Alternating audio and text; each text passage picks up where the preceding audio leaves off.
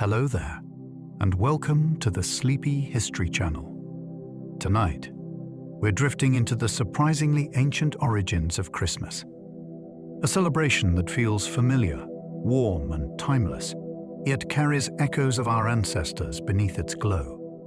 Long before decorated trees and songs filled the air, winter was already a season heavy with meaning. People gathered in darkness, watched the sky, marked the turning year, and told stories that helped them endure the cold.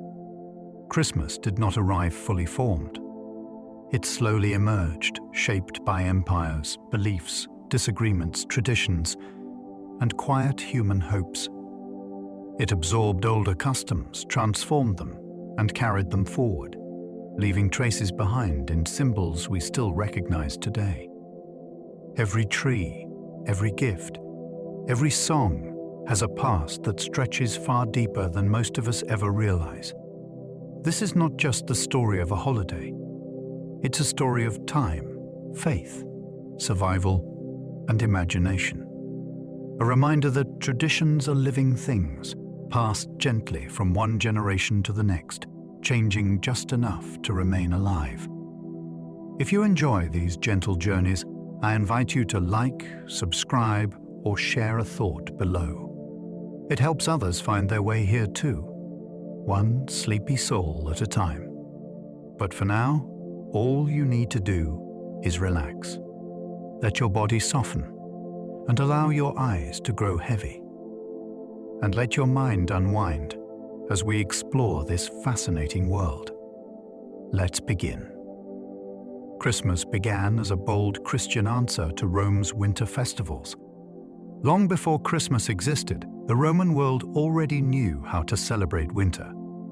Streets filled with music, gambling was allowed, social roles blurred, and people exchanged gifts to survive the psychological weight of darkness. These festivals honored the sun itself, celebrating its return after the longest nights of the year. When Christianity was still fragile and often persecuted, its leaders made a daring move. Instead of rejecting winter celebrations outright, they placed their most vulnerable story directly inside them. A helpless infant replaced a powerful sun god. Humility challenged empire. Light returned, not through conquest, but through birth. This was not accidental or gentle. It was a strategic collision of meanings. By anchoring its message inside a season people already loved, Christianity rewired winter itself. Over time, the older celebrations faded, but their emotional engine remained. Christmas did not erase Rome's winter joy. It inherited it, reshaped it, and quietly changed what the darkness meant. The word Christmas literally means the Mass of Christ. The name of the holiday reveals something most people no longer notice. Christmas was never named for trees, generosity, family, or even birth. It was named for a specific religious gathering, a Mass. In medieval Europe, this service took place before sunrise, when villages were still wrapped in frost and silence. People walked through the cold toward candlelight, believing time itself felt different on that morning. The Mass was not entertainment. It was the axis around which the entire day turned. Food, rest, music, and reunion all came later. Over centuries, traditions multiplied and expanded far beyond churches, but the name never changed. That quiet survival is remarkable. Every time the word Christmas is spoken, it carries a memory of dark streets, breath in the air, bells ringing, and a community gathering before dawn. The modern holiday grew outward, but its name still points inward, toward a moment of shared stillness at the heart of winter. Early Christians argued fiercely over whether Jesus should even have a birthday. To many early believers, celebrating birthdays felt dangerous. In the ancient world, birthdays were tied to rulers, gods, and personal ego. Martyrs were honored on the day they died, not the day they were born. Some Christians believed marking Jesus' birth lowered his divinity, turning something eternal into something ordinary. Others feared copying pagan customs would weaken the faith from the inside. These were not abstract debates. Communities split over them. Sermons were written against the idea. For generations, Christmas simply did not exist. When it finally emerged, it did so slowly, unevenly, and with resistance. That tension left fingerprints on the holiday. Christmas would never be purely triumphant or unquestioned. It would always carry vulnerability at its core. The existence of Christmas itself is the result of an argument that ended in compromise. That makes the holiday unusual. It was not born from consensus, but from disagreement about whether joy should even be allowed this close to the divine. The date became a spiritual strategy, not a proven historical timestamp. No ancient document quietly revealed the exact day Jesus was born. Instead, the chosen date did something far more ambitious. It taught through symbolism. Placed near the deepest darkness of the year, the story of birth became a message about reversal. Light returns. Hope survives cold. Meaning outlasts night.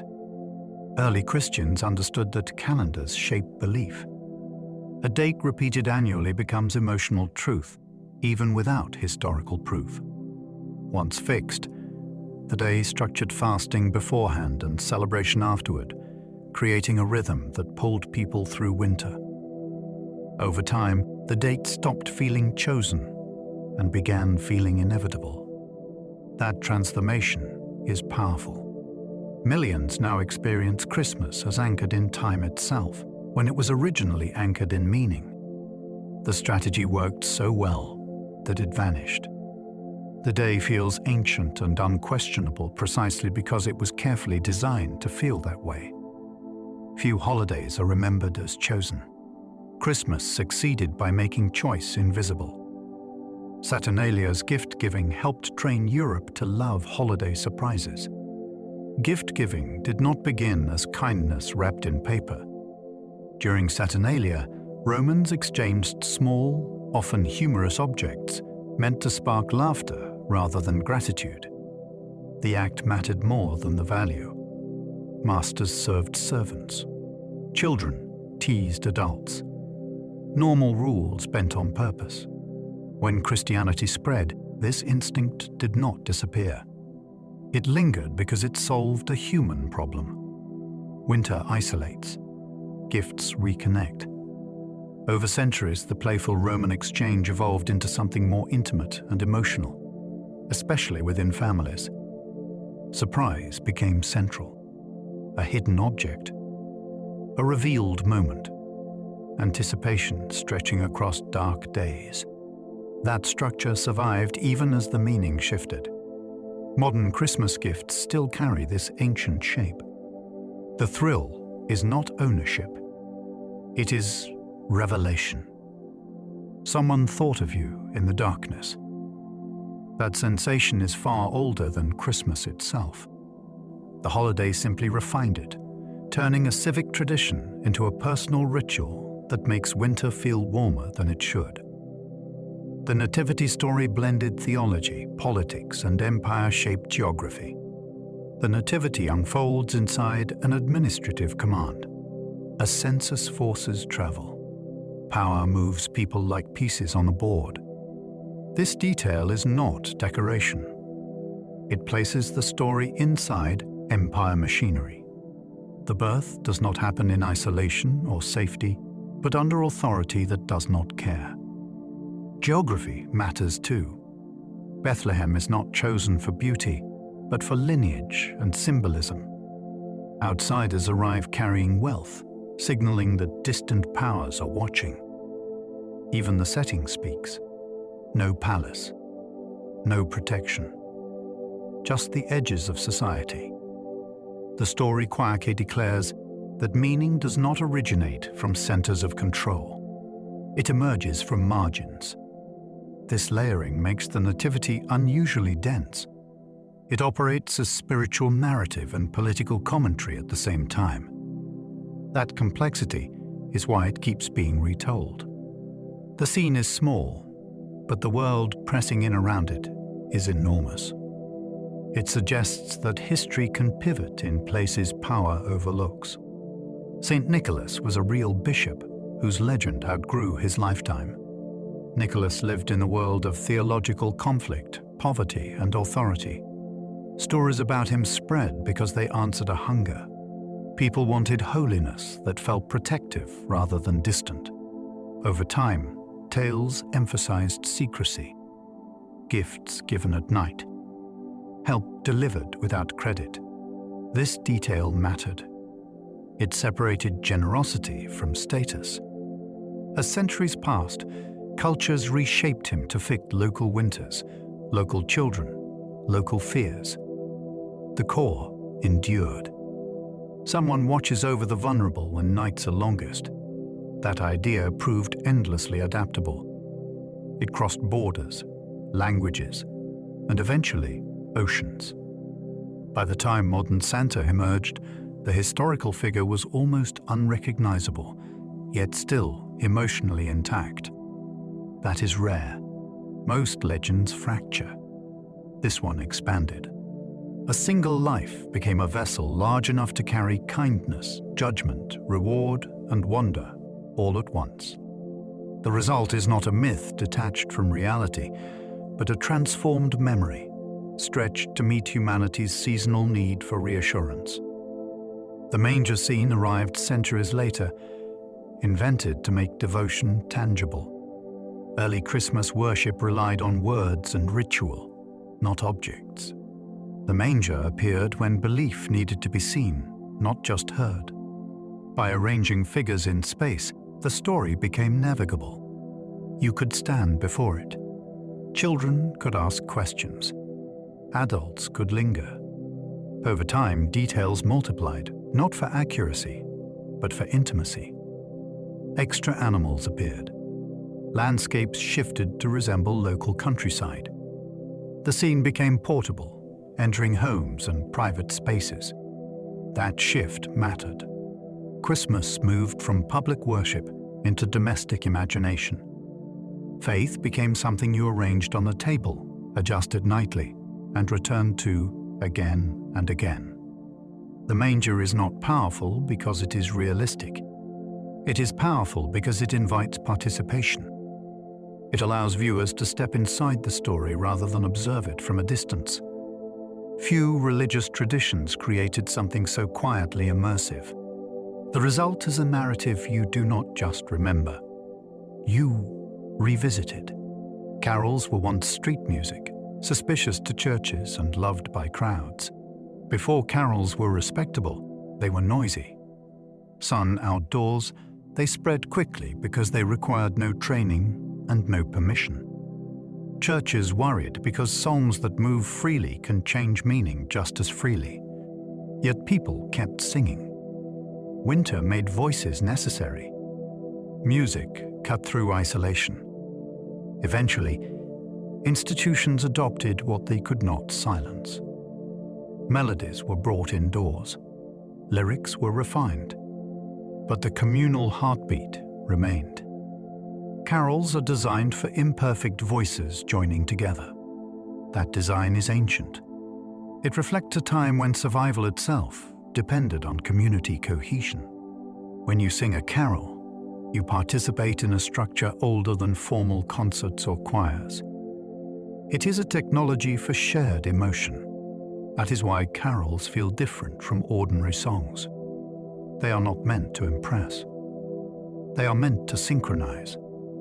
In cold months, that synchronization becomes comfort. What once worried authorities became one of the season's most enduring bonds.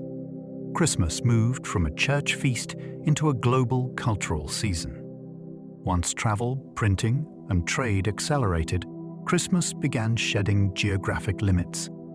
Traditions migrated, merged, and simplified. Images became standardized. Songs crossed borders.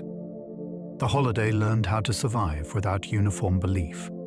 That flexibility made it unstoppable. In some places, faith remained central. In others, family or nostalgia takes the lead. Christmas can hold contradiction without collapsing. That is its unusual strength. It does not demand a single meaning to function.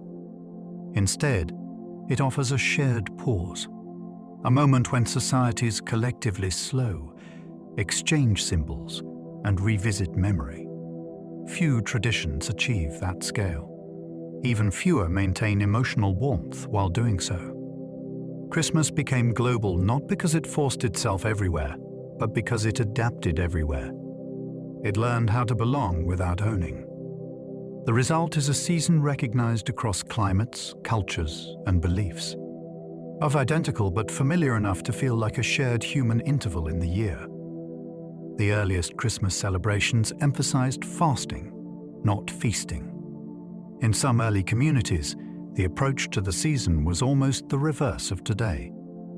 Instead of rushing toward abundance, people leaned into restraint, as if clearing a space inside themselves first. Winter already demanded discipline. Food stores mattered, daylight was short, and hardship was common. Fasting fit that reality, but it also carried a spiritual logic. Hunger sharpened attention. Simplicity made the eventual celebration feel earned, not automatic. This meant Christmas could arrive with a kind of emotional brightness, because it broke a deliberate quiet. When the feast finally came, it was not only about taste. It was about relief, community, and the sense that something had been awaited properly. That older rhythm is still hiding inside modern traditions, in the build-up, the countdown, and the feeling that the day is more satisfying when it has a runway.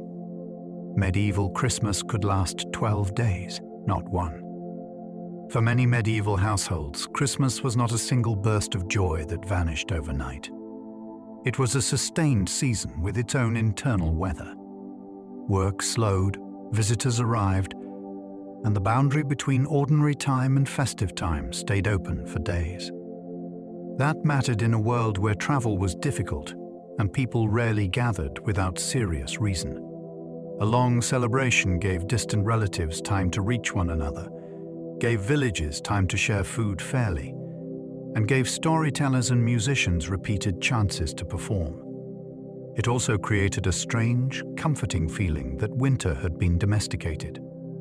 The cold was still there, but it was surrounded by ritual and repetition, like a hearth that stayed lit. The famous 12th night did not feel like an afterthought either. It was the closing door of the season, a final bright turning before life returned to its harder pace.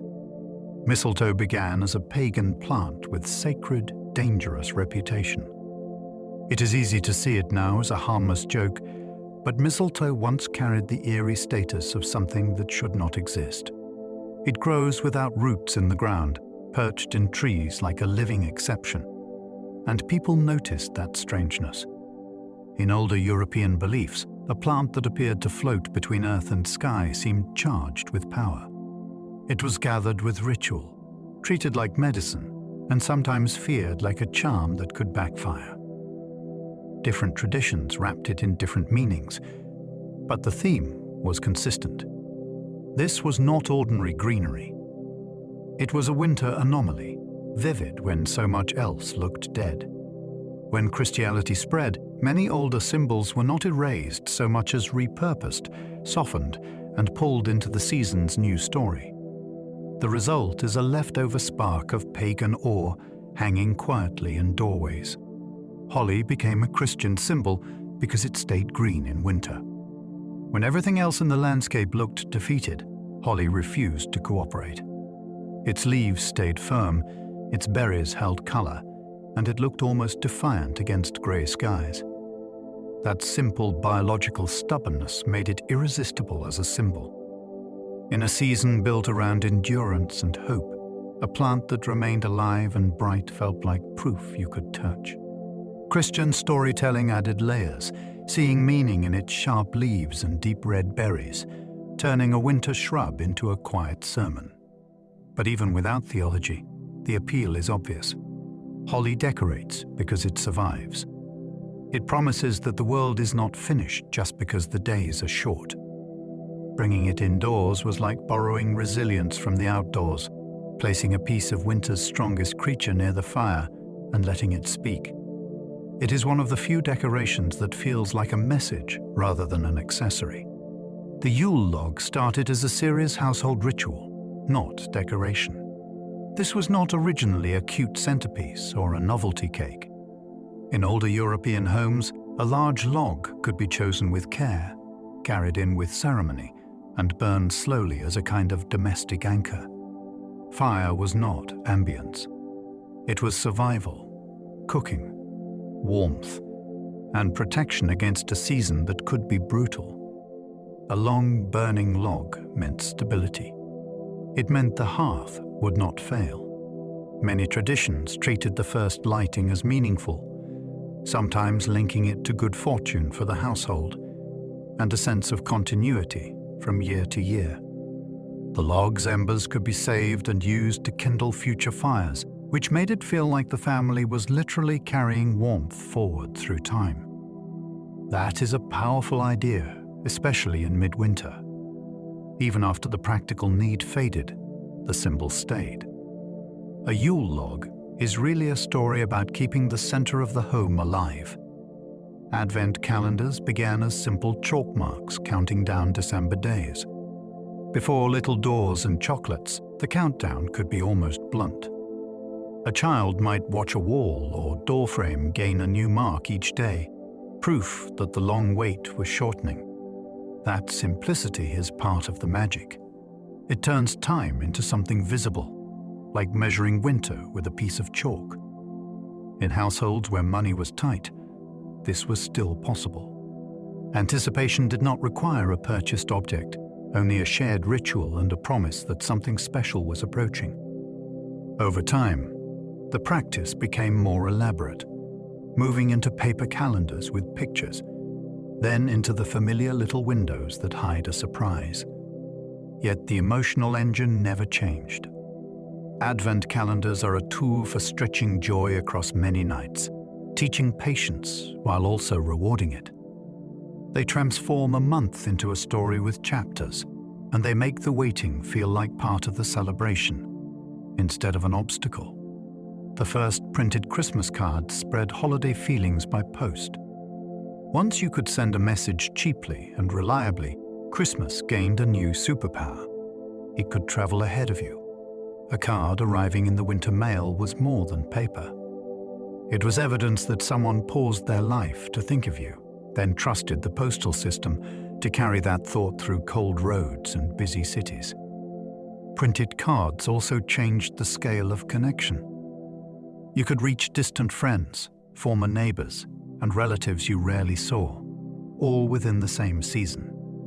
The images mattered too. Cards began standardizing what Christmas looked like, turning certain scenes into expectations people shared, even if their local winters were different.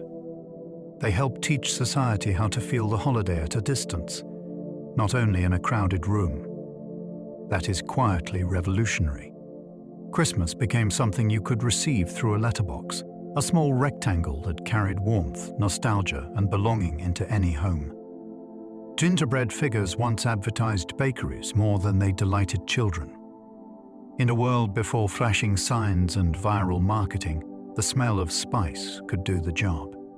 Ginger, cinnamon, and cloves were dramatic ingredients, tied to trade routes and luxury, and their aroma announced that something special was happening inside.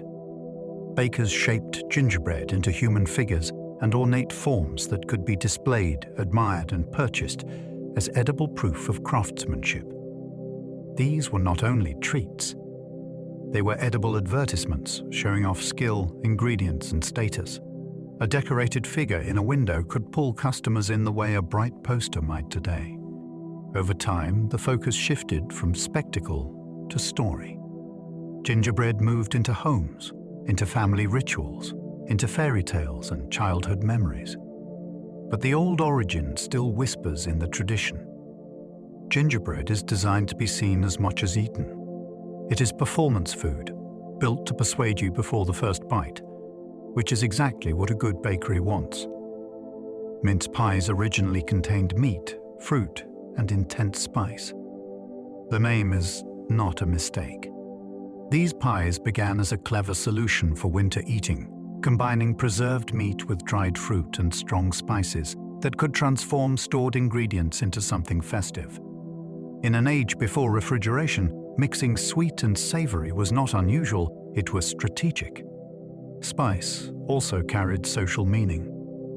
It hinted at global trade, expense, and the household's ability to access distant flavors.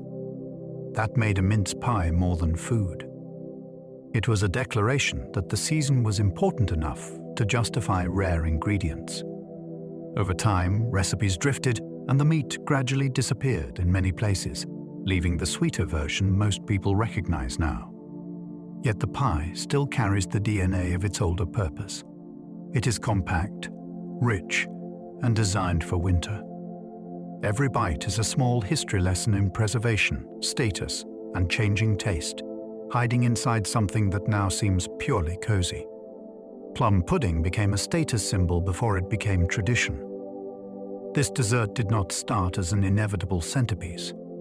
It rose because it looked like abundance made physical. A dark, heavy pudding, packed with fruit and richness, signaled that a household had resources, planning, and enough spare time to prepare something elaborate. Ingredients mattered.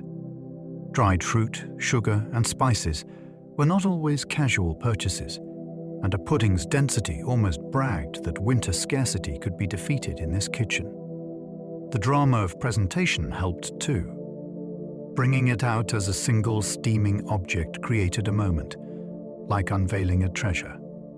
Over time, the meaning softened into nostalgia, but the original social signal still lingers. This is why it feels ceremonial. You do not casually eat something so rich and heavy. You mark time with it. Plum pudding turned Christmas into a stage where families could display warmth and plenty, even if only for one night. It is tradition now, but it began as performance. Medieval churches sometimes held playful Christmas games inside sacred spaces. For a few winter days, some churches did something that feels almost impossible to picture now. The same stone halls built for reverence could fill with laughter, teasing, and playful contests, as if the building itself had permission to breathe differently.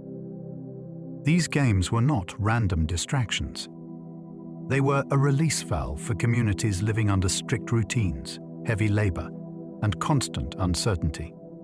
Christmas created a rare pocket of sanctioned mischief, where people could invert the usual stiffness without fully breaking it. Imagine the shock of hearing jokes echo where prayers usually lived, or seeing ordinary villagers take center stage in a place normally reserved for clergy. It was a reminder that medieval faith was not always solemn in practice, even when it was serious in belief. For many, the holiday was not only about holiness.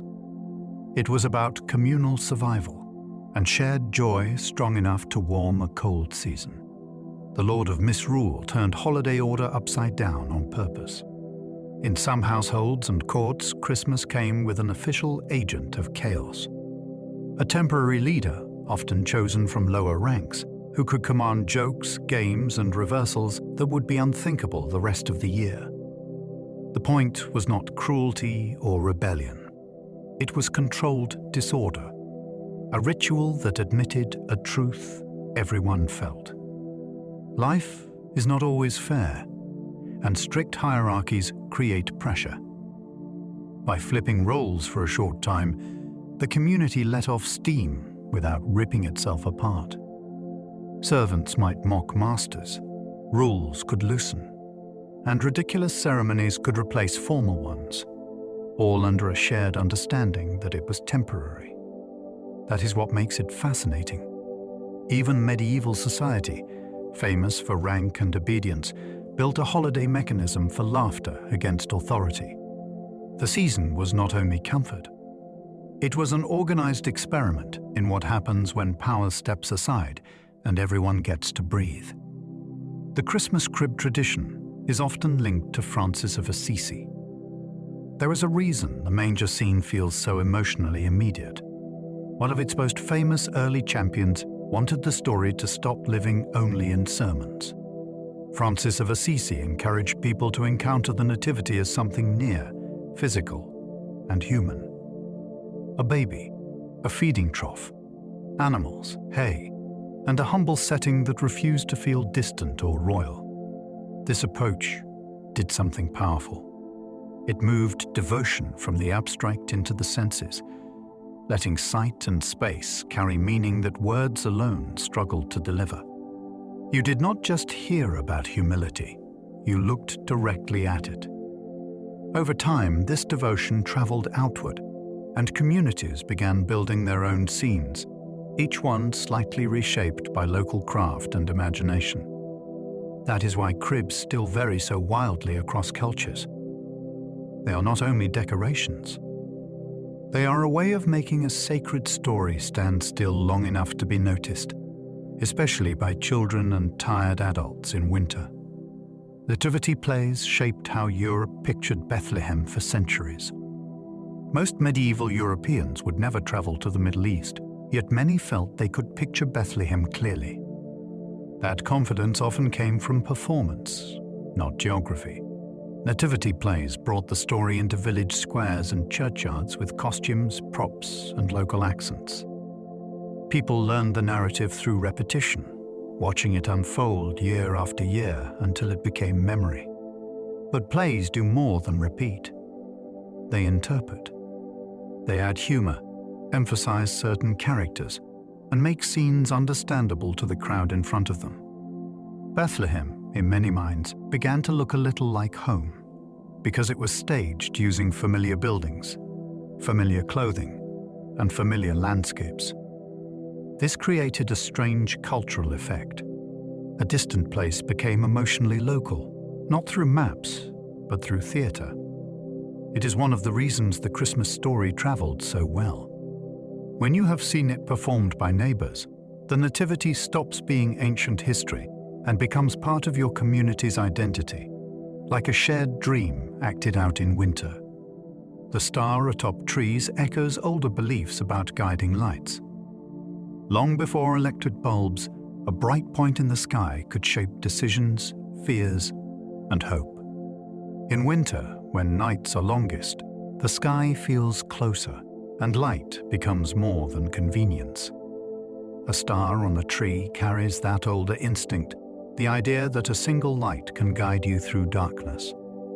For Christians, it naturally connects to the Star of Bethlehem, but the deeper pull is even older than the Nativity story. Humans have always treated the heavens as a navigation system, a calendar, and sometimes a message board. A star symbol promises direction when the season feels disorienting. That is why the topper works so well. It completes the tree like a destination, turning decoration into a kind of map. You look up and see where the story wants you to focus. Even in a modern living room, that tiny star is a miniature sky, reminding you that winter has always been a time when people search for signs that light still knows the way home. Christmas trees spread across Europe through fashion as much as faith. It is tempting to imagine the Christmas tree as a tradition that moved in a straight line, carried purely by religion.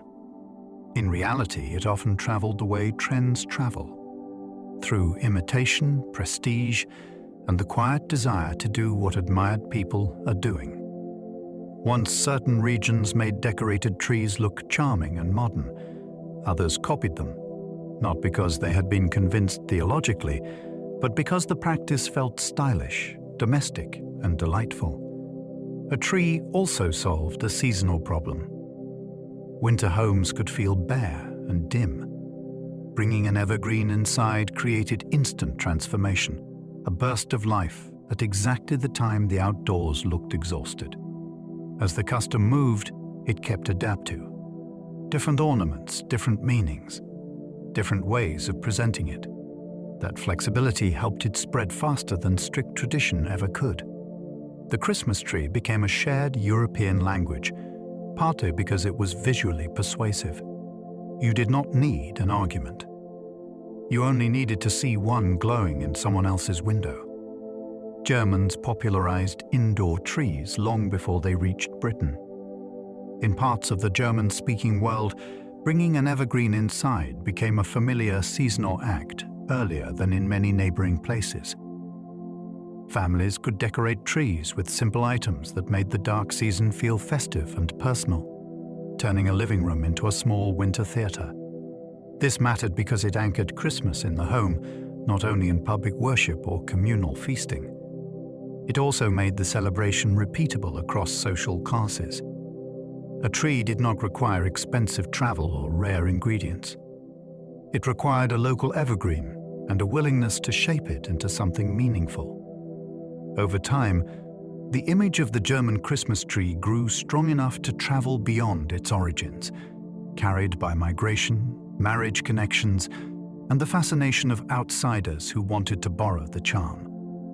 When the tradition finally took off in Britain, it arrived with a sense of already being established elsewhere, which made it feel legitimate rather than experimental. The tree's earlier German popularity became a kind of cultural proof, the way a practice feels more trustworthy when it already has roots. Queen Victoria's family tree image made trees instantly respectable. When influential people are pictured doing something domestic, it can change a nation's habits faster than sermons or laws. A widely seen image of Queen Victoria and her family gathered around a decorated tree did exactly that. It framed the tree as warm, orderly, and family-centered, not strange, foreign, or frivolous. In a society that cared deeply about what seemed proper, that mattered enormously. Suddenly, copying the tradition felt less like adopting an outsider's custom and more like participating in a royal-endorsed ideal of home life. The tree became a stage for togetherness, where children, parents, and guests could gather around a shared focal point. It also made Christmas feel visually organized. The celebration gained a centerpiece, something you could point to as the symbol of the season inside your own house. The fascinating part is how fast public taste can pivot when an intimate royal moment becomes public. A single fashionable image helped standardize the look of Christmas for millions, turning a practice into a social expectation almost overnight.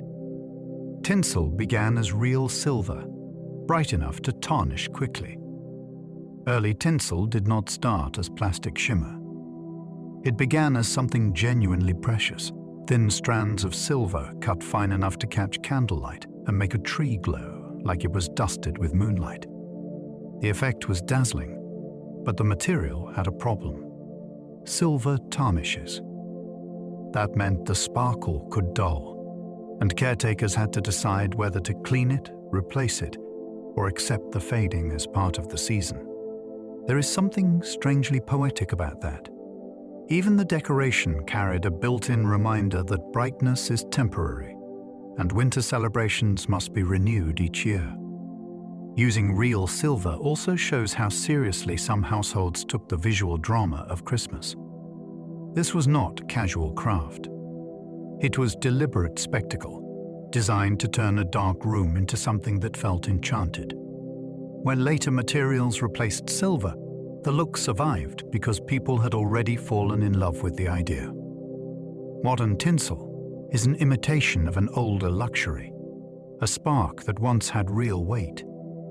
Early ornaments were fruit and nuts, eaten when the season ended. Before glass baubles became common, many trees were decorated with things that could later become food. Apples, nuts, and other edible treats turned the tree into a kind of winter pantry on display, a symbol of survival dressed up as beauty. This practice made practical sense in cold months, but it also changed the feeling of the decoration.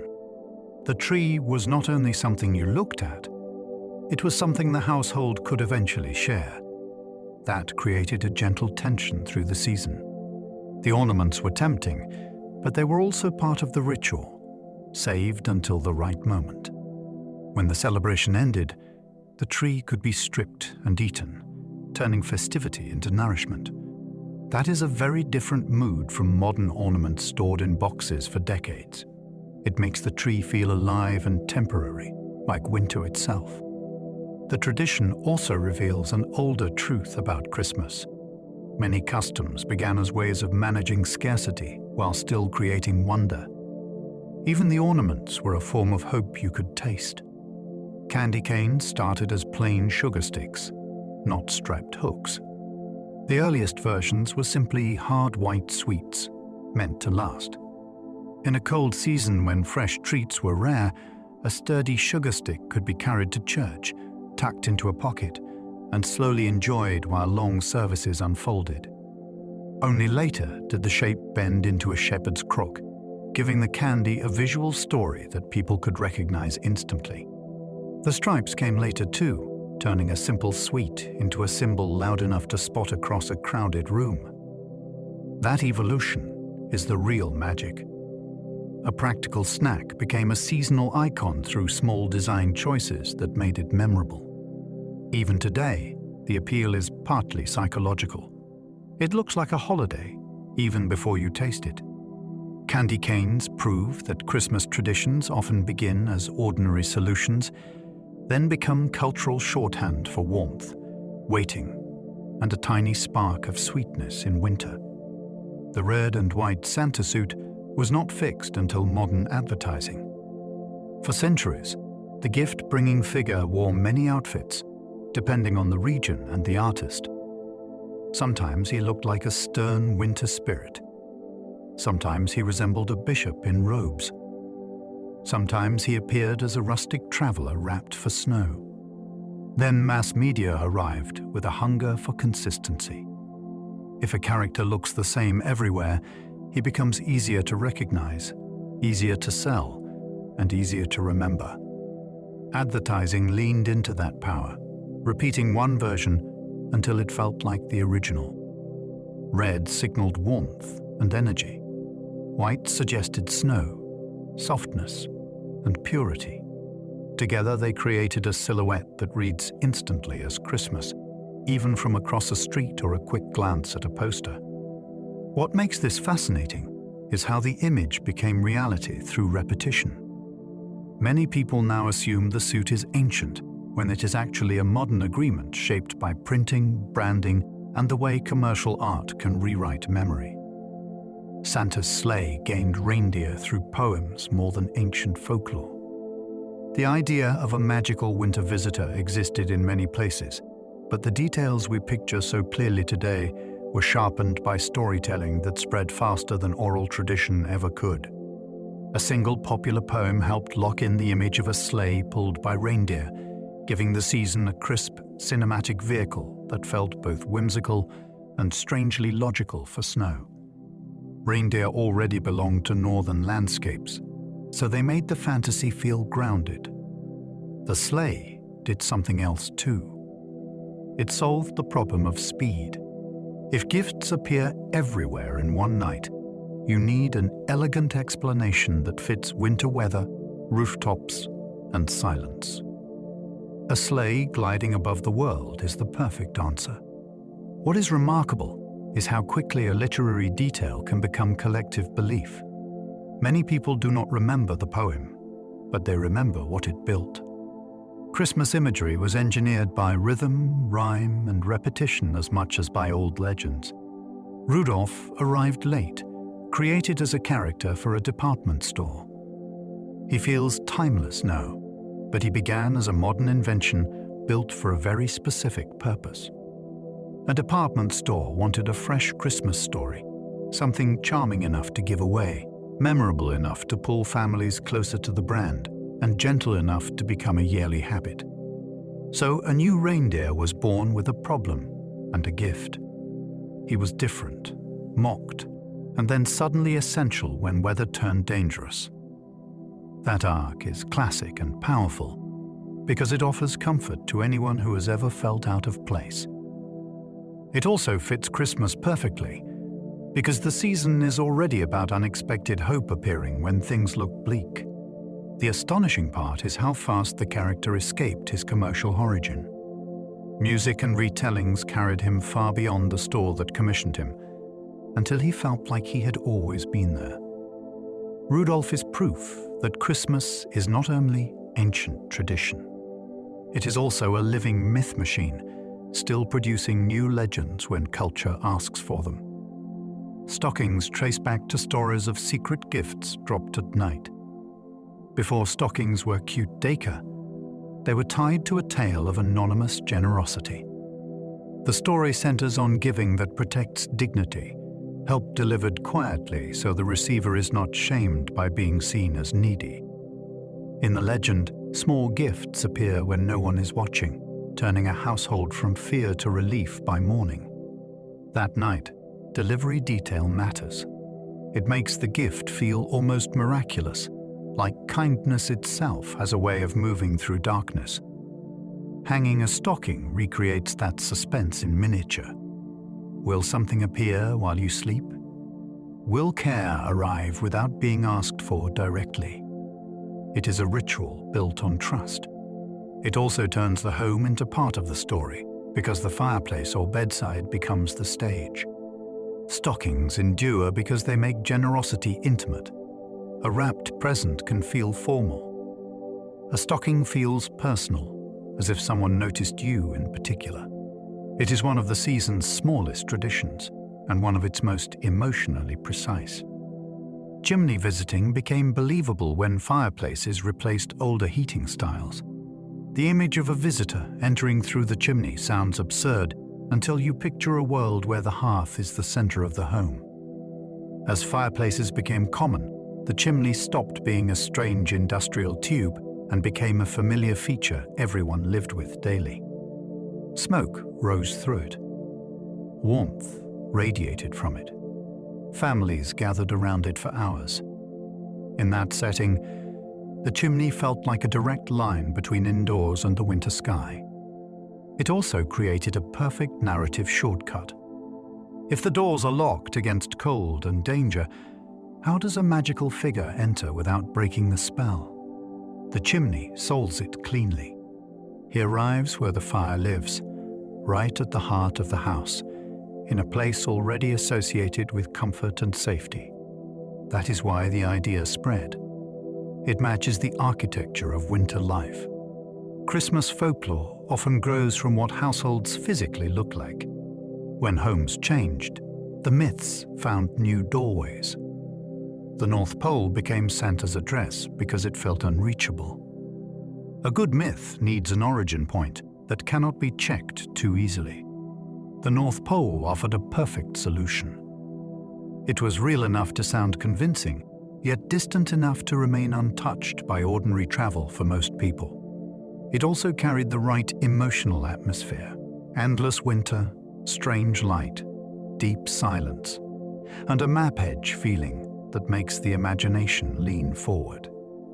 Choosing it as an address turned Santa into a citizen of the world's most mysterious region, someone who belongs to snow itself rather than any one nation. That mattered, as Christmas spread across borders. A local village could feel too specific. A pole feels universal. It also gave children a game they could play with the postal system, because letters need an address, even for impossible recipients. The North Pole became a cultural compromise between fantasy and geography. You can point to it on a globe, but you still cannot truly arrive there. That is exactly what a legend needs. Elves shifted from frightening folklore into friendly workshop helpers. In older European imagination, elves and similar spirits were not automatically cute.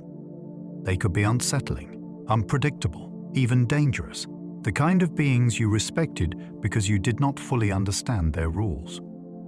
Over time, Christmas transformed them. The season favors warmth, teamwork, and child-friendly wonder, so the darker edges softened. Instead of lurking in forests or haunting homes, these beings were recruited into a narrative of helpfulness. They became small, skilled makers, busy with toys, loyal to a generous boss, and safe to picture in bright colors. That shift reveals something important about folklore. It is not only inherited, it is edited by what a culture needs at the time. As childhood became more central to Christmas, the supporting cast changed to match. Friendly elves also solve a practical story problem. One person cannot build gifts for the entire world. A team of tireless helpers makes the magic feel organized. It turns Christmas from a miracle into a production, while keeping the mystery alive. The workshop idea mirrors industrial age fascination with factories and toys. Once factories became symbols of modern power, people started imagining production as a kind of wonder. Machines could multiply objects, speed up time, and fill shops with goods that once would have taken months to make by hand. Christmas absorbed that mindset. Santa's magic became structured like an ideal factory, but without smoke, danger, or exploitation. In this fantasy version, work is cheerful, tools behave perfectly, and creativity flows without fatigue. Toys mattered too. As manufactured playthings became more common, they became central to the season's excitement, and a workshop offered a believable source. It is a myth shaped by the era that loved assembly lines and innovation, yet wanted those forces to feel gentle at home. The workshop also makes Santa's world feel complete. He is not only a visitor, he is a manager of a hidden economy, a place where winter productivity is turned into joy. That is why the image persists. It is modern imagination dressed in snow. Santa's naughty and nice list echoes older religious moral bookkeeping. The idea that behavior is observed and recorded did not begin with Santa. Many religious traditions already carried a sense of moral accounting, where actions mattered, intentions mattered, and life involved unseen judgment. Christmas repackaged that heavy concept into something lighter, almost playful, but it kept the structure. A list implies surveillance, memory, and consequences. It also turns the season into a story children can understand. Kindness is rewarded. Cruelty has a cost. Even small choices feel meaningful. That is why the list holds power in family culture. It becomes a tool for teaching, a way to talk about character without long lectures. At the same time, it adds tension to a holiday built on anticipation. Will you be chosen for gifts? Will you be recognized? The list is the quiet engine behind suspenseful excitement, because it suggests that Christmas is not random. It is earned. That moral framing is one reason the season can feel emotionally intense. It carries both comfort and evaluation, wrapped together in the same winter myth. The three wise men were not named in the Bible. Most people can picture them immediately, yet the original text never gives their names, never states there were three, and never even calls them kings. That gap created a rare kind of storytelling vacuum, and cultures rushed to fill it. Later, tradition supplied names, personalities, even imagined homelands, because humans dislike faceless visitors in a beloved story. Once names exist, you can paint them, stage them, and teach children to recognize them in a procession. You can also make them represent the wider world, arriving at a humble doorstep, which is a powerful idea for a religion spreading across borders. The fascinating twist is that many of the details people treat as fixed are actually creative repairs, built to make the scene feel complete. The Nativity did not arrive as a finished painting. It grew like a legend, gaining color where the text stayed quiet. Gold, frankincense, and myrrh linked Jesus to kingship and burial. Those gifts are not random luxuries. They are a compressed biography disguised as a present list. Gold speaks the language of power, tribute, and royalty. Frankincense belonged to worship, rising smoke that turned prayer into scent, marking someone as worthy of reverence. Myrrh carried a darker weight, used in burial practices and associated with mortality. Placed together, the trio tells a story that moves from throne to temple to tomb in a handful of objects. That is why the gifts endure in memory. They feel like symbols you can hold. They also hint that the visitors understood something the room itself could not yet see, that this child would matter in ways that include both glory and suffering. In a season filled with bright wrapping, these gifts offer a strangely mature kind of wonder.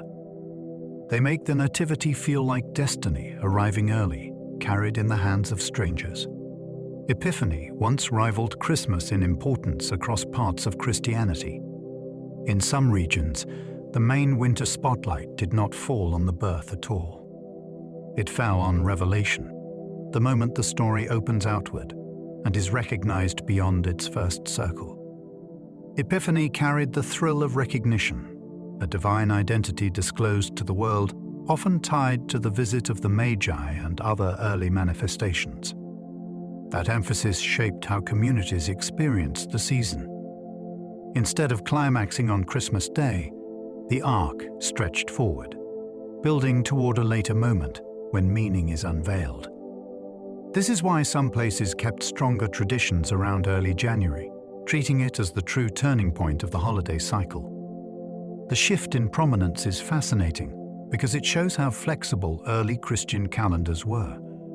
What feels inevitable now was once negotiable. Different communities arranged the same story with different emotional pacing, choosing whether the heart of winter should focus on arrival, on recognition, or on both as a slow unfolding. Boxing Day began as a day for giving to servants and poor. After the great meal and the family gathering, another layer of society was waiting. Servants who had worked through the holiday and people in need who were outside the feast had their own moment, shaped by boxes of goods and money distributed after Christmas. It was a practical act, but it carried a moral message. Celebration was not meant to stop at the dining table. Generosity was supposed to spill outward, acknowledging the people who kept households running and the neighbors who could not afford winter comfort. That is why the day developed its distinct identity rather than dissolving into leftover time. It became a second act with a different audience and a different emotional aim. Modern habits have shifted, but the origin still glows beneath the name. Boxing Day began as a structured reminder that Christmas was not only about closeness. It was also about obligation to the wider human circle, especially when cold made inequality impossible to ignore. The Christmas goose rose when new farming made poultry more available. For many families, a festive centerpiece depended less on symbolism and more on what the local economy could reliably provide.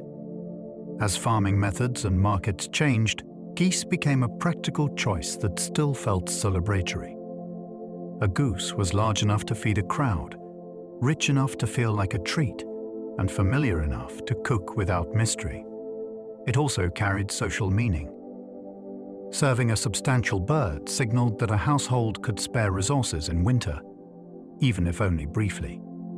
Over time, the goose developed a reputation as a proper Christmas meal in parts of Britain and beyond, turning an agricultural reality into a cultural expectation.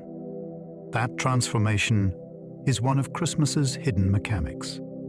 Traditions often look like timeless rituals, but they can begin as supply chains and seasonal pricing. The goose became iconic not because it was inevitable, but because it sat at the sweet spot between abundance and attainability, letting ordinary homes perform a little prosperity at the darkest time of year. Turkey became popular because it was huge, showy, and feedable. Once turkey entered the holiday conversation, it offered something that felt almost theatrical. It was big enough to dominate a table and dramatic enough to announce that this meal mattered. In a season built around gathering, size is persuasion. A large bird promises there will be enough, and maybe even leftovers, which is its own kind of winter luxury. Turkey also fit changing tastes and changing access to wider trade networks. becoming more reachable for households that wanted a centerpiece but looked modern and impressive. Its rise shows how Christmas meals can be shaped by aspiration as much as tradition. People choose foods that make the holiday feel like a special event, not just a dinner. Turkey delivers that effect in one object. It is a culinary centerpiece with built-in ceremony, carved publicly, distributed like a ritual, and remembered by sight as much as flavor. The bird did not become famous only because it was eaten. It became famous because it looked like a celebration. Cranberries entered feasts through North American harvest realities. In North America, winter feasting had to adapt to what grew well and stored well, and cranberries were perfectly designed for that role. They thrive in boggy environments, can be harvested in large quantities, and their sharpness cuts through rich foods in a way that feels almost engineered for heavy meals. That tartness became a seasonal signature, especially alongside roasted meats and sweet desserts. Cranberries also carried a local identity, a food that felt native to the landscape rather than imported through old European roots. As Christmas traditions blended across the Atlantic, cranberries offered a new color on the plate and a new story at the table. They made the feast feel connected to a specific place and a specific harvest, not only to inherited customs. What is fascinating is how quickly a regional ingredient can become a holiday expectation. Once families associate a flavor with a season, it becomes nostalgia. Cranberries moved from practical winter produce to emotional shorthand, a bright red reminder of cold air, gatherings, and the taste of December itself. Eggnog evolved from medieval warm milk drinks with ale. The drink's ancestry reaches back to a world where warm beverages were comfort, calories, and status, all at once. Rich milk was not a casual ingredient for everyone, and adding alcohol turned it into something that felt both festive and fortifying. The idea was to make winter feel less harsh from the inside out, with a drink that could be sipped slowly by the fire while conversation stretched into the night. Over time, recipes shifted as ingredients became more accessible and tastes changed, but the core remained. Eggnog is thick on purpose. It is designed to feel like indulgence, like drinking dessert. That texture is part of its charm because it turns a beverage into an event. It also carries a sense of inherited ritual, a family-specific method passed down and defended as the correct one. Few holiday foods inspire that kind of loyalty. Eggnog survives because it is not only delicious, it is an atmosphere you can pour. Mulled wine traditions carried spices once worth their weight in gold. For much of history, spices were not pantry basics. They were luxury goods carried over long distances, vulnerable to storms, theft, and politics. Putting them into a winter drink was a public statement that this night was special enough to justify rare ingredients. The aroma alone would have felt extravagant, filling a room with scents that hinted at faraway ports and complicated trade. Mulling also solves a winter problem beautifully. Warm liquid spreads heat quickly, and spices add a sense of richness even when the world outside feels empty. The drink becomes a portable hearth, a small ritual of warmth shared in cups. That is why mulled wine feels so tied to the season. It is not only about taste.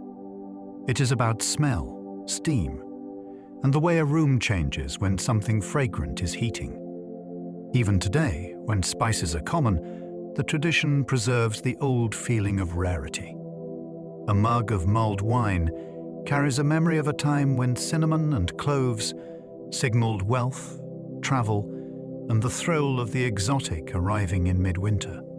The fruitcake was designed to travel, preserve, and survive winter. Before fast shipping and fresh desserts year-round, holiday food often needed a superpower: endurance. Fruitcake delivered it through density, sugar, dried fruit, and a structure built to resist spoilage. It is not meant to be airy. It is meant to last, to sit through cold weeks and still taste rich when finally cut.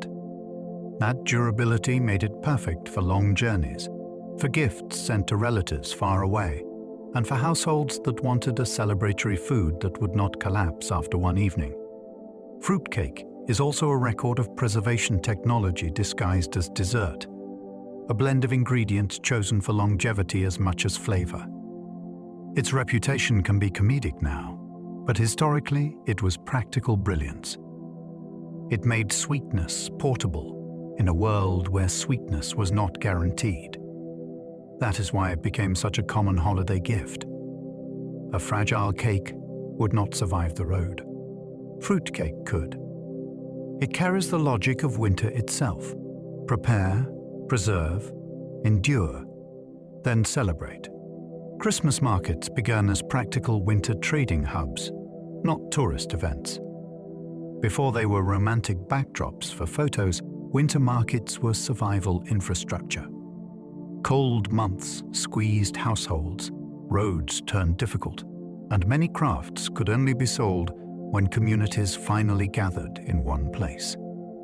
A market offered predictable access to food, candles, tools, preserved goods, and warm clothing, all when mistakes could be costly. The magic came later, almost accidentally. Once stalls appeared, people lingered. Voices rose. Music crept in. Hot drinks became a reason to stay rather than rush home.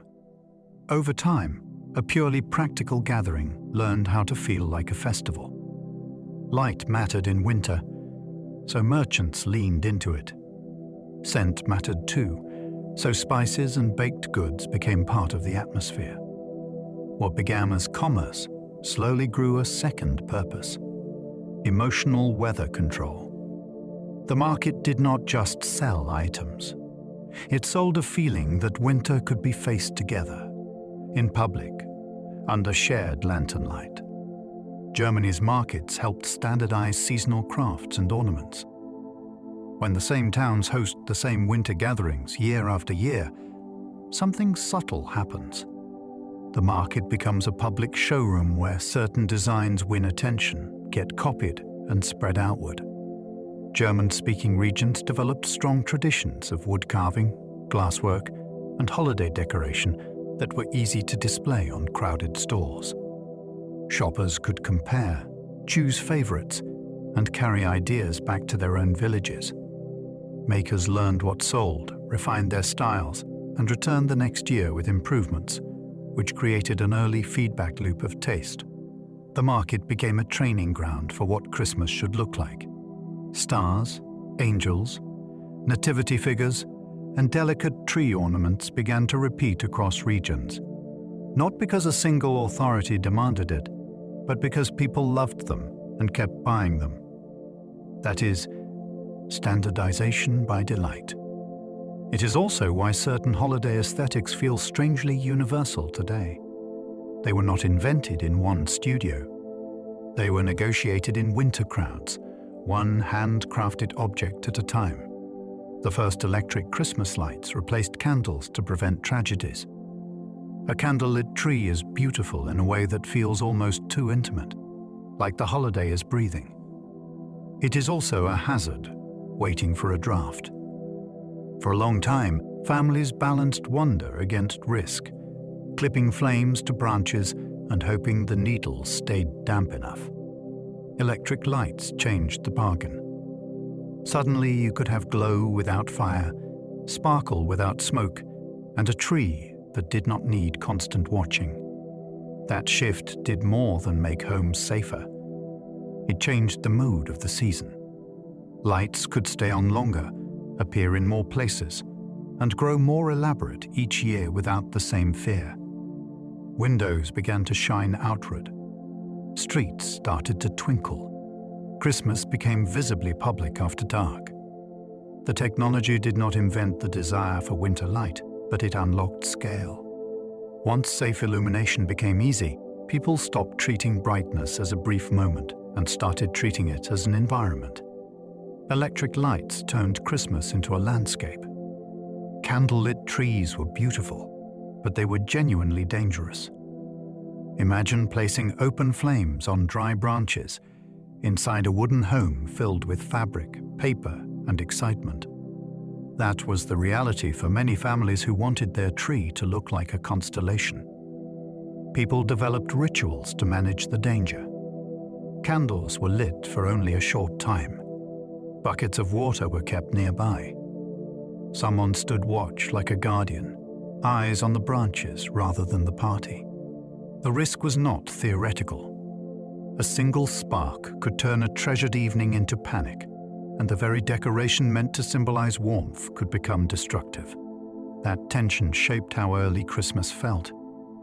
The light was thrilling precisely because it was temporary and fragile. It demanded attention, like watching fireworks indoors. When later generations switched to safer methods, they did not just change a decoration. They changed the emotional stakes of the room. Candlelit trees belonged to a world where winter comfort was never guaranteed, and even celebration required vigilance. The beauty came with responsibility, which made it feel sharper and more memorable. The first Christmas radio broadcasts made the holiday feel shared. Before radio, Christmas culture traveled by physical presence. You had to be in the room to hear the carol, in the church to catch the sermon, or in the street to join the crowd.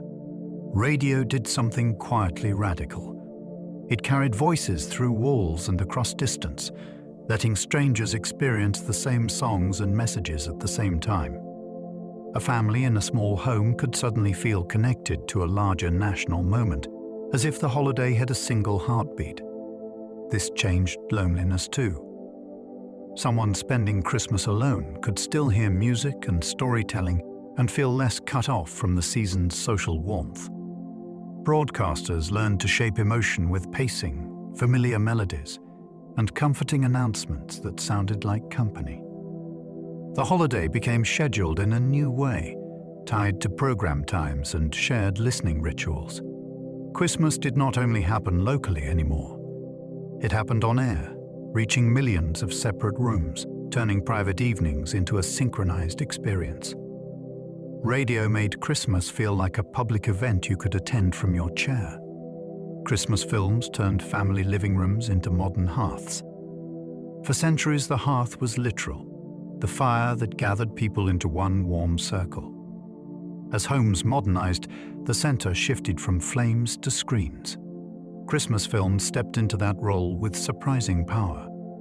A family could sit together, lights dimmed, and enter a shared story that repeated every year, like a new kind of seasonal liturgy. The best films learned how to do what old rituals did. They created familiar lines, predictable emotional turns, and moments that invited everyone to feel the same thing at once. Laughter became communal. Tears became acceptable. Even background viewing created atmosphere, like leaving the fire burning. Films also standardized imagery, teaching people what a Christmas street should look like, what a cozy home should feel like, what the season sounds like when the music swells at the right time. This is why certain movies become traditions rather than entertainment. They create a reliable emotional room inside the room. In a busy modern world, that reliability is the new warmth. Charles Dickens reshaped English Christmas with one best-selling ghost story. At a time when industrial life was hard, crowded, and increasingly transactional, Dickens wrote a winter tale that made emotion and conscience feel urgent again. He did not invent Christmas, but he helped reframe it as a season with moral weight and human tenderness, not just food and noise. The story's power came from its structure. A night, a transformation, and a man forced to see the consequences of his choices, as if they were physical rooms he must walk through. Readers recognized themselves and their society inside it. The book traveled quickly through a growing print culture, reaching households that might never share a church or a neighborhood. Suddenly, Christmas was being talked about as a time for reflection, generosity, and second chances in a language that felt vivid and modern. Dickens gave the holiday a narrative engine that people could retell without theology. He made Christmas feel like a test of character that could still be joyful. That combination proved unforgettable. A Christmas Carol helped rebrand charity as joyful, not obligatory. The story did something clever with generosity. It did not portray giving as grim duty or moral accounting, but as a release from isolation. The transformation is not only about money changing hands, it is about a human being re-entering the world. Charity becomes celebration, not punishment. That shift mattered in a society wrestling with poverty in expanding cities, where the suffering of others was visible but easy to ignore. The book made the consequences of indifference emotionally legible, then offered an appealing alternative: warmth, community, laughter, and a sudden feeling of belonging. It also made kindness contagious. Once the main character changes, the world brightens around him, as if generosity alters the atmosphere itself. That is why the message spread so widely. People were not only told to give, they were shown that giving feels like waking up from a cold dream. The season gained a new emotional script. Helping others could be part of the party, not separate from it. The story made compassion look satisfying. Victorian Britain revived Christmas customs that had nearly faded. The 19th century did not simply inherit Christmas intact, it curated it. As Britain urbanized, many older rural rhythms weakened, and a holiday risked becoming just another date on a crowded calendar. Victorians responded by rebuilding the season as a carefully staged domestic ideal. They emphasized family gatherings, children's delight, decorated homes, and rituals that could survive city life. Print culture helped, spreading images and advice that taught people how to perform Christmas properly, even if they were inventing the performance as they went. This revival was not only nostalgic, it was a solution to modernity. It created a shared pause in a world speeding up. It also softened class boundaries in public imagination, at least for the season, by promoting warmth and goodwill as virtues everyone could claim. Many of the Christmas elements people assume are ancient gained their familiar form in this period, polished into something repeatable. Victorian Britain turned Christmas into a lifestyle, not just a holy day, and exported that style widely through influence and empire. Christmas crackers were invented by a London sweetmaker craving novelty. A cracker begins with a simple idea. Wrap a small gift so it looks exciting before it is even opened. A London confectioner took that instinct and added theatre. The pop is not an accident. It is the point. It creates a tiny shock of joy that resets attention, turning a meal into a moment. That sound also makes the ritual communal. You cannot pull a cracker alone, at least not properly. Two people must cooperate, then laugh as the outcome is decided. Inside, the contents are deliberately light.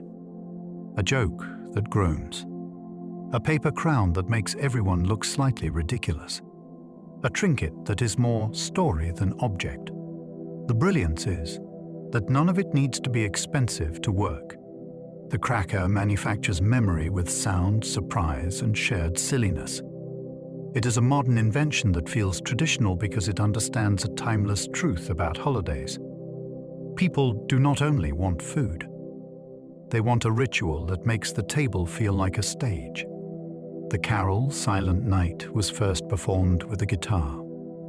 That small detail quietly explains why the psalm feels so intimate, even in vast spaces. A guitar belongs to the body. It rests against the chest, vibrates through wood, and invites closeness rather than spectacle. The song was born in a setting where resources were limited, winter was harsh, and improvisation mattered more than perfection. Instead of waiting for an ideal instrument, the music met the moment as it was. That origin shaped the song's emotional DNA. It does not demand volume or grandeur. It works just as well whispered as it does sung by hundreds. The melody carries calm rather than triumph, reassurance rather than drama. This is why the carol translates so easily across cultures and generations. It does not sound like a performance meant to impress. It sounds like something shared between people who are physically close, sheltering together from the cold.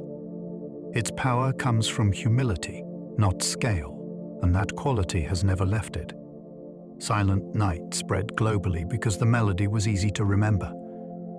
A melody that settles into the mind after a single hearing becomes unstoppable. This one moves gently, with no sharp leaps or demanding turns, which allows almost anyone to sing it without training. That simplicity made it portable long before recordings existed.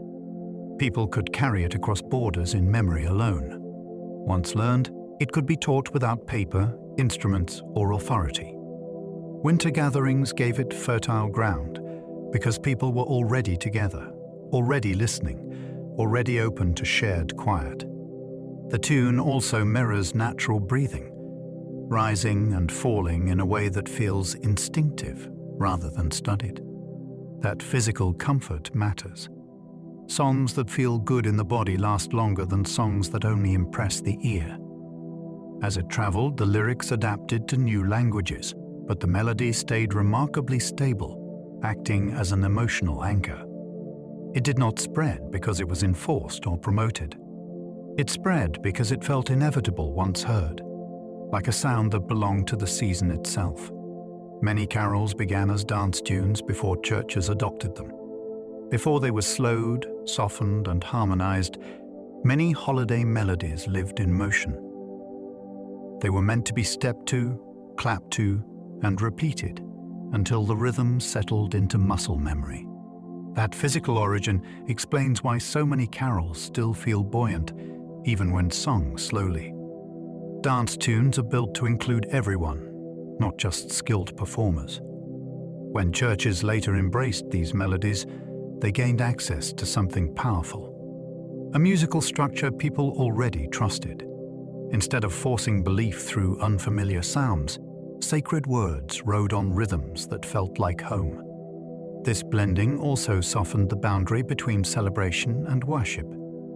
Music that once belonged to village squares could now echo inside stone walls without losing its warmth. Christmas benefited enormously from that flexibility. It allowed joy to feel legitimate, even holy. The season's music became a meeting point where bodies, voices, and beliefs could align. That is why carols rarely feel stiff. Beneath the reverence, they still remember how to move. Carol singing once functioned like community news, not just music. When winter limited travel and literacy was uneven, voices became messengers. Groups moving door to door carried more than melody. They carried presence. Their arrival announced who was active in the community and who was struggling. Songs could include topical verses, local humor, or reminders about generosity and hospitality, making them a form of social circulation. Refusing to answer the door was not neutral. It sent a message. Welcoming singers affirmed connection. In this way, caroling reinforced social bonds at the exact moment winter threatened to loosen them. The exchange often ended with food, drink, or small gifts, turning music into a negotiation of goodwill. That structure still lingers today. Even modern caroling carries a faint sense of ritualized approach, performance, and response. A knock, a pause, a shared moment, then a parting. Long before mass media, this was how communities checked on themselves in the cold, using song as both signal and glue. Wassailing mixed blessing, celebration, and mild chaos in orchards. In midwinter, orchards looked lifeless, yet their future mattered deeply. Wassailing treated trees as participants in human survival rather than silent property. People gathered among bare branches to sing loudly, make noise, and sometimes poured drink onto the roots, behaving as if encouragement itself could influence the coming harvest.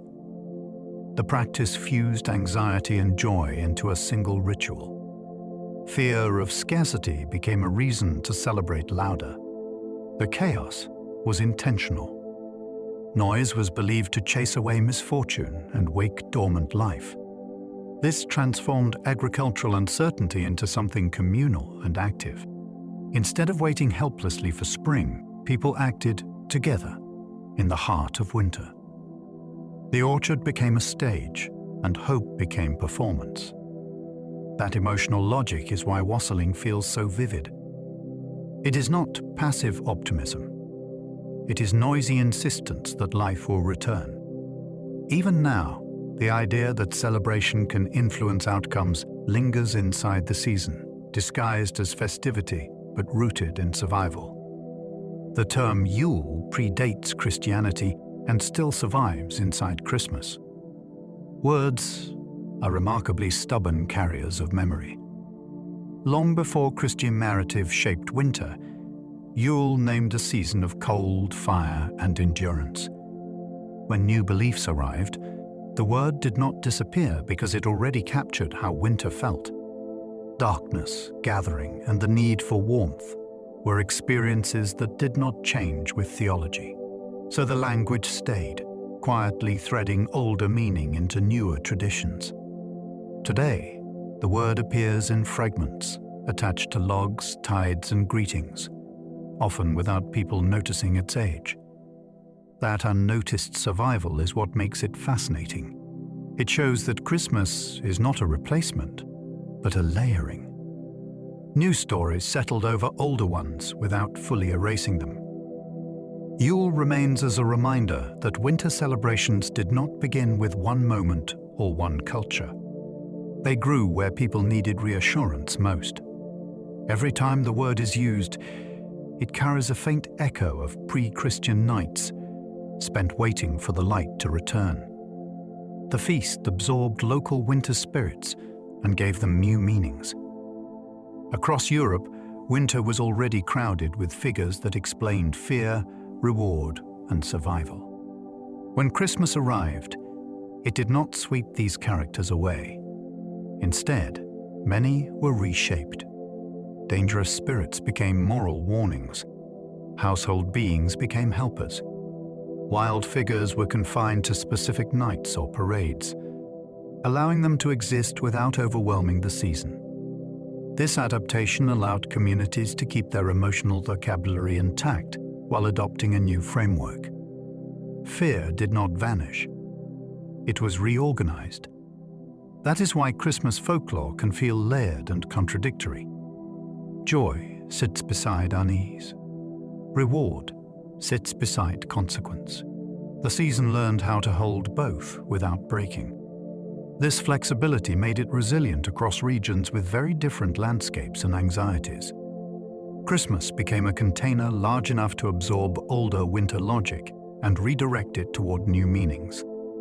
The result is a holiday that feels emotionally rich rather than flat, because it carries traces of what winter once demanded from people before comfort was guaranteed. Krampus traditions preserved fear alongside festivity in alpine regions. In mountainous landscapes where winter could be brutal, it made sense to remember that cold was not gentle. Krampus embodies that truth. The figure moves through celebrations as a reminder that behavior, preparation, and respect still matter when the season turns harsh. This is not simple terror. It is structured fear released through costume, noise, and public ritual. By staging danger, communities made it manageable. Children learned boundaries through story rather than lecture. Adults experienced adrenaline within safety. The presence of something frightening sharpened the contrast with warmth, food, and generosity. Without that edge, joy can feel weightless. Krampus keeps the season grounded in reality. Winter is beautiful, but it is also serious. The tradition survives because it tells the truth about cold places. Celebration is not denial. It is courage practiced together. That honesty gives Alpine Christmas culture its distinctive intensity, where festivity and warning walk side by side through snowy streets. La Befana delivers gifts in Italy as a wandering winter grandmother. This figure reframes generosity as something domestic and enduring rather than spectacular. A grandmother suggests care built from repetition, from years of cooking, mending, and watching over others. The character moves through the night, not with speed and noise, but with persistence. Her story carries regret and tenderness as she searches and gives at the same time. That emotional complexity makes her feel human in a way few seasonal figures do. Gifts arrive wrapped in humility, sometimes mixed with reminders about behavior, reflecting the way elders often teach. The tradition also protects a local rhythm within a global season. Italy did not simply adopt an imported image of Christmas generosity. It preserved a figure that speaks in a familiar voice. La Befana turns the end of the season into a moment of reflection rather than climax. She reminds households that care does not disappear when celebrations end. It continues, quietly, like winter itself moving towards spring.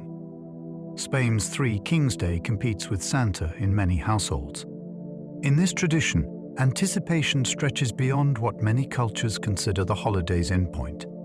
Gifts arrive later, tied to a journey rather than a single night of magic. That delay reshapes the emotional arc of the season. Waiting becomes longer, parades become central, and the community takes a visible role in sustaining excitement. Children grow up imagining generosity as something that travels, stops, and arrives publicly. This keeps the biblical narrative close, anchoring celebration to story rather than to a generalized winter figure. It also creates multiple peaks of joy rather than one dramatic morning followed by decline. The season unfolds in chapters. That structure changes memory. Christmas becomes less about immediacy and more about procession. Spain's tradition shows that global holidays do not erase local timing. They adapt. By keeping the Three Kings at the center, households preserve a version of winter magic that values patience, visibility, and shared celebration, extending wonder deeper into the calendar. In Sweden, St. Lucia's Day lights the season before Christmas arrives. Darkness settles early in Nordic winters, and by December it can feel relentless. This tradition interrupts that wait with intention rather than spectacle. Before sunrise, communities gather to welcome a figure who carries light directly into shared spaces. White clothing reflects every flicker, making candlelight feel amplified, almost defiant. Songs are slow and steady, not celebratory in a loud way, but reassuring, like a promise spoken softly but clearly. The ritual shifts time itself. It marks the moment when waiting turns into preparation, when endurance gives way to expectation. What matters most is not the pageantry, but the idea that hope is something people bring to one another. Light does not arrive on its own. It is carried, protected, and shared. That framing sets the emotional tone for the entire season, suggesting that warmth begins with human effort, not with gifts or dates on the calendar. In Iceland, 13 Yule lads bring gifts and mischief nightly. Instead of one decisive night, the season unfolds gradually, as if winter itself is pacing the excitement. Each evening introduces a different character, each with a personality shaped by old stories of scarcity, humor, and caution. In earlier versions, these figures were not gentle. They stole food, slammed doors, and tested patience, reflecting a harsh environment where winter mistakes mattered. Over time, their edges softened, but the structure remained. Anticipation renews itself again and again. teaching children to notice progression rather than climax. Shoes left by windows become nightly conversations between behavior and reward. The tradition mirrors Iceland's landscape, where change arrives incrementally and endurance is learned step by step. By spreading wonder across many nights, the season feels alive rather than explosive. It breathes. That pacing makes Christmas less about one perfect moment and more about sustained attention, a lesson well suited to long, dark winters. In Mexico, posadas reenact Mary and Joseph seeking shelter. This tradition turns streets into story and neighbors into participants. For several nights, people move from house to house, singing, knocking, and being turned away before finally welcomed inside. The repetition matters. It teaches empathy through experience rather than explanation. Rejection is felt, even briefly, before hospitality arrives with warmth, food, and shared relief. Children learn the narrative not as distant history, but as something enacted by familiar faces and familiar doors. The boundary between sacred story and daily life dissolves. Faith becomes physical movement through public space. The procession also strengthens community bonds because everyone plays a role, even those who refuse entry at first. By the end, celebration feels earned rather than automatic.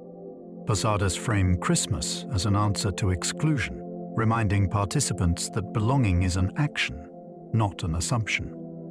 The season becomes a rehearsal for compassion, practiced repeatedly until it feels natural. In the Philippines, lantern festivals turn streets into glowing starfields. As night falls, entire neighborhoods transform into constellations made by human hands. Lanterns hang in rows, spin in the air, and glow from within, creating a sense that the sky has descended into the streets. This tradition grew from a desire to mark long nights with beauty, but it evolved into something more communal. Each lantern reflects local craftsmanship, patience, and pride. Together, they create an environment rather than a decoration. Walking through these illuminated spaces feels immersive, like stepping inside shared anticipation. The light does not point inward toward private homes. It spills outward, claiming public space for wonder. That outward focus shapes how the season is experienced. Christmas becomes something you move through, not something you observe from a distance. The lanterns carry symbolic weight too, echoing guiding stars while remaining grounded in local identity. They suggest that hope can be built collectively, one light at a time, until the darkness itself looks transformed. In Ethiopia, Christmas is kept with ancient liturgy and white garments. Here, the season feels less like an interruption and more like continuity. The celebration follows rhythms preserved over centuries, connecting present worshippers with generations before them. White garments dominate, symbolizing renewal and clarity, but also unity, as crowds appear visually joined. Long services emphasize endurance, attention, and shared devotion rather than spectacle. The experience is physical. Standing, singing, and moving together becomes part of the meaning. Food and celebration follow, but only after spiritual preparation, reinforcing the idea that joy grows deeper when it is approached deliberately. This approach reframes Christmas as something you enter fully, not something that arrives passively. The emphasis on ancient practice resists the pressure to modernize for convenience. Instead, it offers stability in a changing world.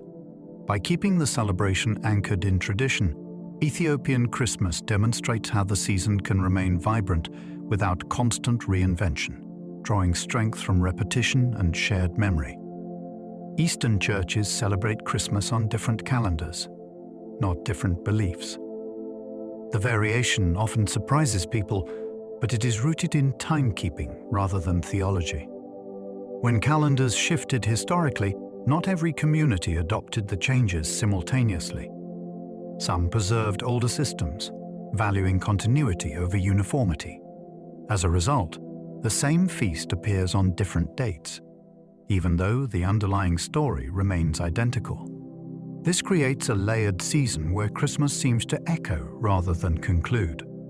For some families, celebration arrives later, extending winter joy while others have already moved on.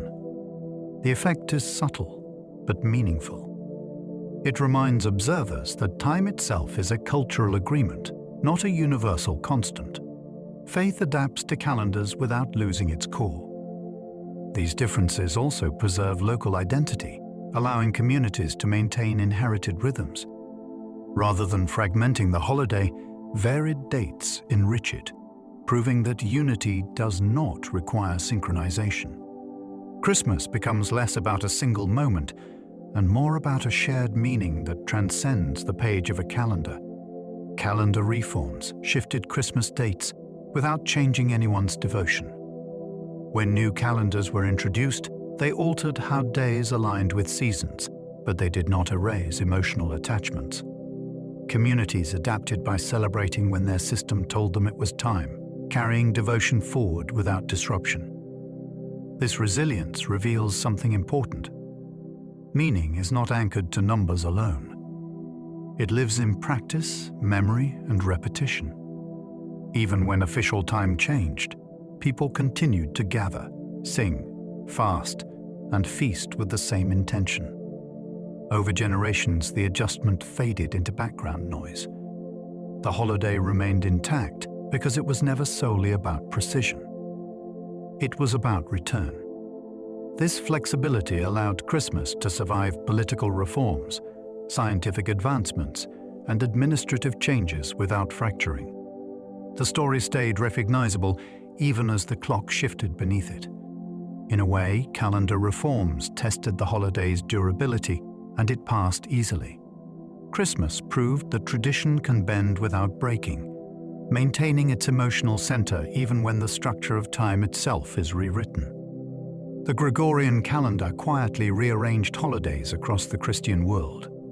When this calendar spread, it did more than fix astronomical drift. It reshuffled centuries of habit. Feasts moved. Saints' days shifted. Familiar dates suddenly felt out of place.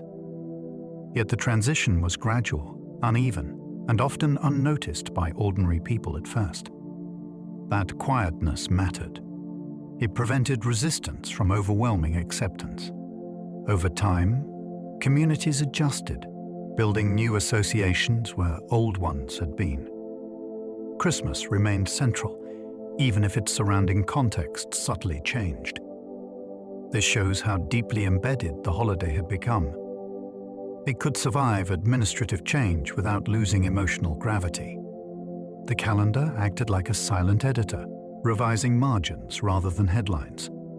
Today, most people are unaware that the structure of their year is the result of compromise between science, authority, and tradition. Christmas sits calmly within that framework, appearing timeless despite the revisions beneath it. The holiday's endurance suggests that meaning is more stable than measurement, capable of outlasting even the systems designed to organize it. Puritans once tried to ban Christmas as unruly and unbiblical. To them, the holiday looked suspiciously chaotic. Drinking, role reversals, and inherited customs felt too close to older festivals they wanted to leave behind. In their view, celebration had drifted away from Scripture into excess. The ban was an attempt to impose order on winter behavior, replacing festivity with restraint. What followed revealed how deeply Christmas had already rooted itself in social life. People resisted quietly, celebrating anyway or restoring traditions as soon as authority loosened. The effort to erase Christmas exposed its real power. It was not held together by official permission, but by collective desire. Communities missed the shared pause, the music, and the sanctioned joy. When the ban faded, the holiday returned strengthened, carrying a new layer of meaning. It became not only a religious feast, but a symbol of cultural persistence.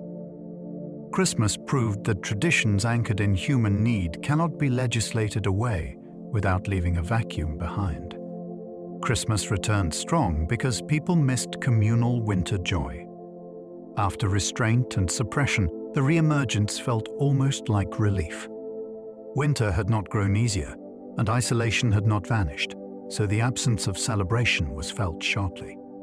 When Christmas resurfaced, it gathered old customs and new ones into a renewed expression of togetherness.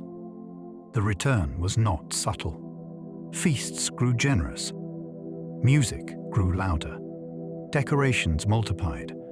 This was not excess for its own sake. It was compensation for absence. The holiday reclaimed its role as social glue, a shared experience that reminded people they were not alone in the cold. Over time, this resurgence shaped modern Christmas, emphasizing warmth, family, and visible joy. The lesson embedded in that history is simple. When people lose shared rituals, they feel the loss physically. When those rituals return, they return with force. Christmas endures not because it is mandated, but because it answers a seasonal hunger for connection that resurfaces every year, regardless of rules or reforms. The first recorded Christmas feast may have looked nothing like today's. If you could step into an early Christmas celebration, you might not recognize it as the holiday you know. The mood could be more solemn than sparkly, more communal than cozy, and shaped by local hardship as much as by belief. Winter meals were governed by what could be stored, salted, dried, or kept alive, so the table reflected survival logistics, not fantasy abundance. Even the idea of a single perfect day was less stable because travel was slow and calendars were not felt the same way everywhere. The feast was often a community statement. We made it through the dark again, and we are still together. That sense of endurance gave the meal weight. Instead of a fixed menu, there might be regional staples and practical breads, with treats appearing only when a household had the means. The earliest feasts were not designed to look like Christmas. Christmas gradually learned how to look like a feast. Medieval feasts could include boar's head carried with ceremony. Picture a great hall where food is not only eaten, but announced. The boar's head entered like a trophy, lifted high and processed with deliberate pageantry, as if the meal needed a centerpiece worthy of a story. This was not just about taste. A boar represented danger, effort, and skill, because hunting one was risky and required coordination. Presenting the head turned dinner into theater, reminding everyone that winter plenty was never effortless. It also reinforced hierarchy. The ability to serve such a dish signaled power, resources, and control over land. Songs or formal words could accompany the entrance, and the room would be forced to pay attention before anyone took a bite. The moment blended spectacle with gratitude, because a creature taken from the wild could become proof that the household was secure. Even for guests, it was more than food. It was an event designed to make Christmas feel undeniable. The boar's head tradition echoed older hunting prestige and winter survival. Long before it became a Christmas symbol, the hunt carried ancient meanings. Bringing down a dangerous animal was proof of courage, leadership, and the ability to protect a community. In winter, that prestige sharpened into necessity. Meat mattered, fat mattered, and the success of a household could depend on stored calories. The boar's head on a festive table therefore spoke two languages at once. It said, celebration, but it also said, we are prepared. That dual message helped the tradition endure. It allowed people to mark the season with drama while still honoring the practical truth that winter could punish unready families. The symbolism also reached deeper than one meal. A successful hunt was a victory over the environment, a reassurance that human planning could outwit cold scarcity. When later generations romanticized Christmas, they inherited this older, emotional core. Even the grandest feast traditions began as rehearsals for survival, polished into ceremony. Christmas gift-giving shifted from New Year's traditions in many places. In some societies, the turning of the year was the more natural moment for exchange. A new year suggests new luck, new obligations, and new social balance, so gifts fit easily there. Over time, as Christmas grew in cultural gravity, present giving migrated toward late December, pulled by the emotional force of family gatherings and the expanding sense of a holiday season. This shift changed the meaning of the gift itself. It became less about starting fresh and more about warmth, presence, and belonging during winter's deepest stretch. Moving gifts also reshaped household timing. Planning, saving, and shopping began to cluster earlier, and the expectation of surprise became attached to Christmas morning rather than a calendar reset. What makes this fascinating is that it reveals gift-giving as a mobile tradition. It is not welded to one date by nature. It follows the moment in the year when people feel most gathered, most reflective, and most willing to turn ordinary objects into symbols of care. Gifts moved toward children as childhood became a celebrated life stage.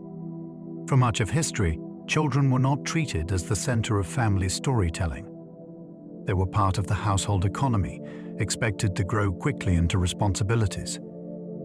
As ideas about childhood changed, Christmas changed with them. The holiday became a stage for wonder, and children became its most visible audience. Gifts that were once exchanged primarily among adults or communities began to tilt toward the young, not because children suddenly needed more objects, but because society started valuing childhood as a bow, protected season of life. Christmas provided the perfect framework for that shift. Anticipation, surprise, and ritual are especially powerful for developing minds, and families discovered that creating magic for children also created meaning for adults. This is why modern Christmas often feels like a story built around youthful amazement. It is not only marketing. It is cultural philosophy made practical. When childhood became something to cherish, Christmas became one of the main ways to prove it. The modern Christmas morning is partly a product of industrial schedules. Once factory clocks and standardized work weeks shaped daily life, free time became precious and predictable in a new way. Christmas morning emerged as a carefully protected pocket, a shared pause that could be coordinated across households and workplaces. When most people have the same days off, traditions can synchronize, and rituals become easier to repeat yearly. Morning mattered because it offered a clean emotional start before obligations, travel, and public festivities took over. It also suited households with children, who wake early and turn anticipation into momentum. Over time, the schedule created its own mythology. The morning became sacred, associated with quiet streets, closed shops, and a sense that ordinary rules have temporarily stepped back. That feeling is historically recent. Earlier societies often experienced the holiday as a longer season with looser boundaries. The modern emphasis on a single morning reflects a world organized by shifts, timetables, and commuting. Christmas adapted by claiming the freshest hours of the day and declaring them untouchable. Department stores helped invent the season of window displays. Once shopping moved into grand indoor spaces, store windows became stages. Merchants discovered that glass could do more than show inventory. It could tell a story that stopped pedestrians in their tracks. Winter evenings were already dark, so lighting a display turned the street into an audience. Scenes of snow, abundance, toys, and idealized family warmth created a public version of Christmas that anyone could witness for free. That mattered in cities where people might feel anonymous. A window display offered shared wonder, a reason to slow down and look together. It also trained expectations. If the display suggests what Christmas should feel like, people begin trying to reproduce that feeling at home. In this way, retail did not merely respond to the holiday, it shaped its imagery. The season gained a visual vocabulary that repeated yearly, building nostalgia through repetition. Window displays became modern folklore, revised each year, but always aiming at the same emotion: awe, longing, and the invitation to step inside. The first store Santas were marketing experiments that became beloved. At first, placing a Santa inside a store was a calculated risk. The idea was to turn commerce into an experience, giving families a living symbol rather than a shelf of goods. Children could meet the season face to face, and parents could feel they were buying into a memory, not only purchasing objects. The experiment worked because it solved a problem modern life created. As cities grew larger, traditions needed new public gathering points. A store offered warmth, spectacle, and a reliable Santa presence, without depending on neighborhood familiarity. Over time, the role developed its own expectations.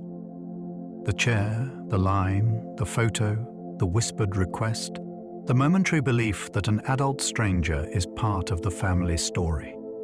What began as strategy became ritual because it delivered genuine emotion. The store Santa is a fascinating example of something manufactured becoming meaningful. Once people repeat a ritual with love, its origin stops mattering. It becomes real in the only way traditions ever become real: through participation. Black Friday rose from retail accounting language, not holiday mythology.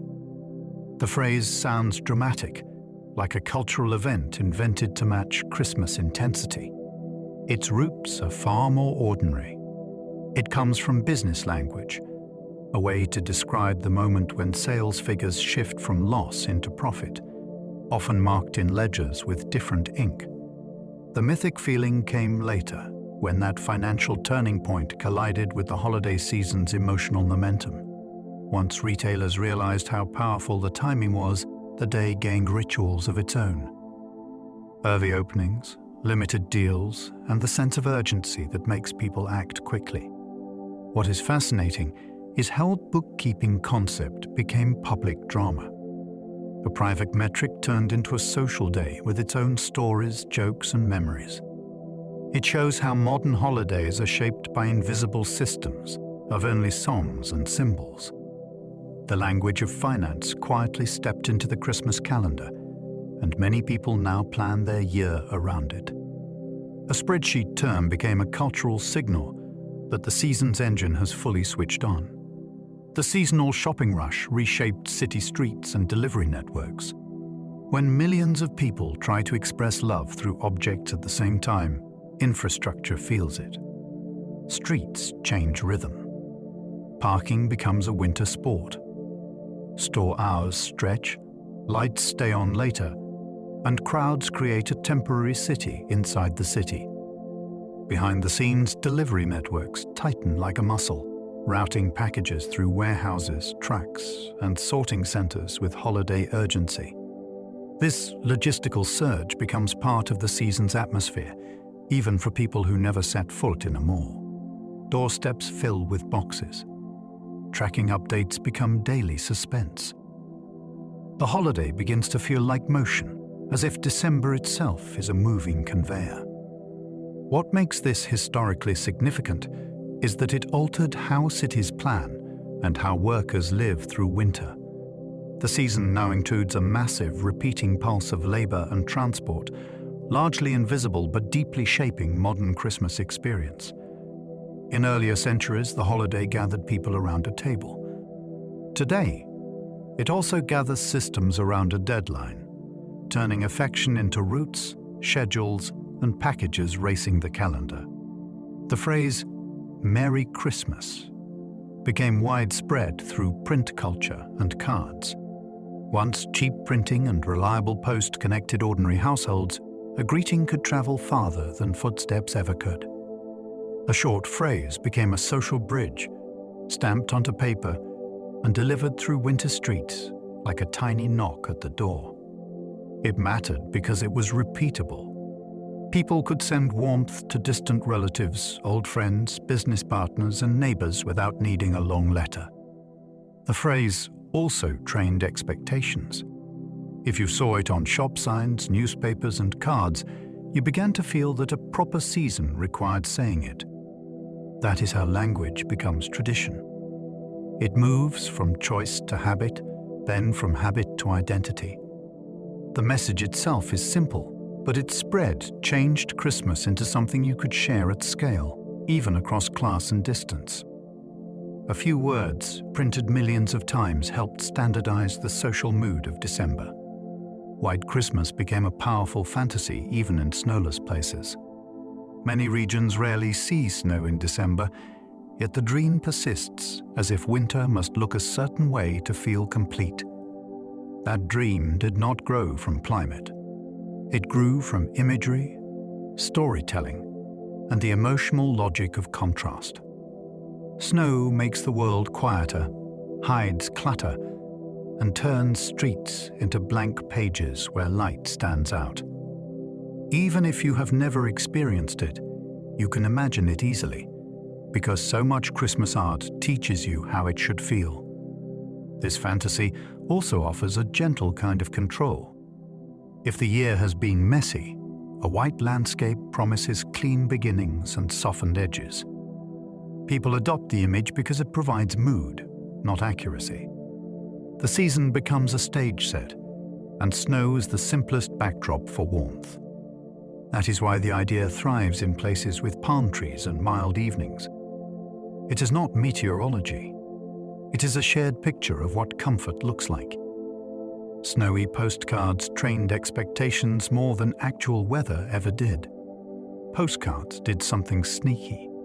They didn't just record a season. They taught people what the season was supposed to resemble. Artists and printers favored picturesque scenes because they sold well, and snow turned any street into a storybook. Soon, winter mail carried the same visual message again and again. Christmas looks like frost on rooftops, sleigh tracks, and lamplight reflecting on white ground. The repetition mattered more than the truth outside the window. If you lived somewhere rainy, muddy, or mild, the postcard still placed you inside an idealized winter. Over time, that ideal became a standard, and real weather was judged against it. This is why a cold but snowless Christmas can feel oddly incomplete. The expectation was printed into people's minds long before modern screens did the same job. A simple mailed image became a quiet architect of nostalgia. The Christmas wreath began as a circle symbol of life enduring. A circle is a stubborn shape. It has no beginning and no visible end, which makes it feel like a promise rather than a decoration. In winter, that promise becomes especially persuasive. Hanging evergreen in a ring places living color in a season that often looks drained, and the unbroken loop suggests return even when days are short. The wreath also turns a doorway into a threshold with meaning. You are not just entering a building, you are stepping into warmth, belonging, and a season that claims you, even briefly. Over time, materials and styles changed, but the emotional logic stayed. The wreath is not about novelty. It is about reassurance. It says life continues, households continue, and the dark season will not last forever. That is why it endures across cultures and centuries. A wreath is a simple shape, doing a heavy job, holding hope in place with greenery and tradition. The poinsettia became iconic because it blooms naturally in winter. Most plants withdraw in cold months, which is why a bright winter bloom feels like a small defiance. The poinsettia arrives when many homes crave color, and it holds that color long enough to become part of the season's architecture. Its popularity is partly practical. It gives instant holiday atmosphere with very little effort. But the deeper reason is emotional. A plant that looks alive and vivid in winter reassures the eye. It suggests that the world is not sleeping completely, but vitality still exists beneath the cold. People began placing poinsettias near windows, tables, and churches because the red and green palette matched existing seasonal symbols, making it feel as if the plant belonged to Christmas even before anyone declared to it. Once a flower becomes associated with a time of year, it becomes memory. You can smell the room, see the light, and feel the season return. The poinsettia is winter's proof of color. The name poinsettia honors a diplomat who promoted the plant. Holiday traditions sometimes begin with politics, travel, and personal enthusiasm rather than ancient ritual. In this case, a plant's journey into widespread Christmas culture was accelerated by a public figure who encountered it abroad and helped popularize it back home. That kind of promotion mattered in a world where new things spread through networks of influence, letters, and reputation. Once the plant was associated with someone prominent, it gained visibility and curiosity. Nurseries propagated it, gardeners experimented with it, and soon households began treating it as a seasonal staple. The fascinating part is the way naming can cement meaning. When a plant carries a person's name, it turns botany into biography. It becomes a story you can tell at the table. This is how Christmas absorbs modern history. A diplomatic career, a cross-border encounter, and a memorable flower combine into a tradition that feels older than it is. The name is a breadcrumb from a very specific moment of cultural transfer. Christmas scents are historical memories of spice roots and preservation. The smell of December is not random. It is a museum of older survival strategies and global trade disguised as comfort. Citrus and cloves recall a time when fruit was precious in winter and preserving it mattered. Cinnamon and nutmeg point toward long routes where cargo crossed oceans and changed hands many times before reaching a kitchen. Even the emphasis on baking carries history, because ovens and stored flour turned into reliable winter tools. Scent is powerful because it bypasses explanation. You do not need to know a spice's origin to feel that it belongs to the season. The nose learns faster than the brain. That is why people chase holiday smells so intensely, lighting candles and simmering pots even when no feast is planned. They are recreating an ancestral signal that says winter stores are safe and the household is preparing. Christmas fragrance is not only decoration. It is the atmosphere of endurance, made pleasant enough to feel like celebration. The Nutcracker Ballet became a Christmas staple long after its premiere. Some traditions do not arrive as hits. They ripen. A performance can begin as one thing in its own era, then later generations discover that it fits a seasonal need they didn't know how to name.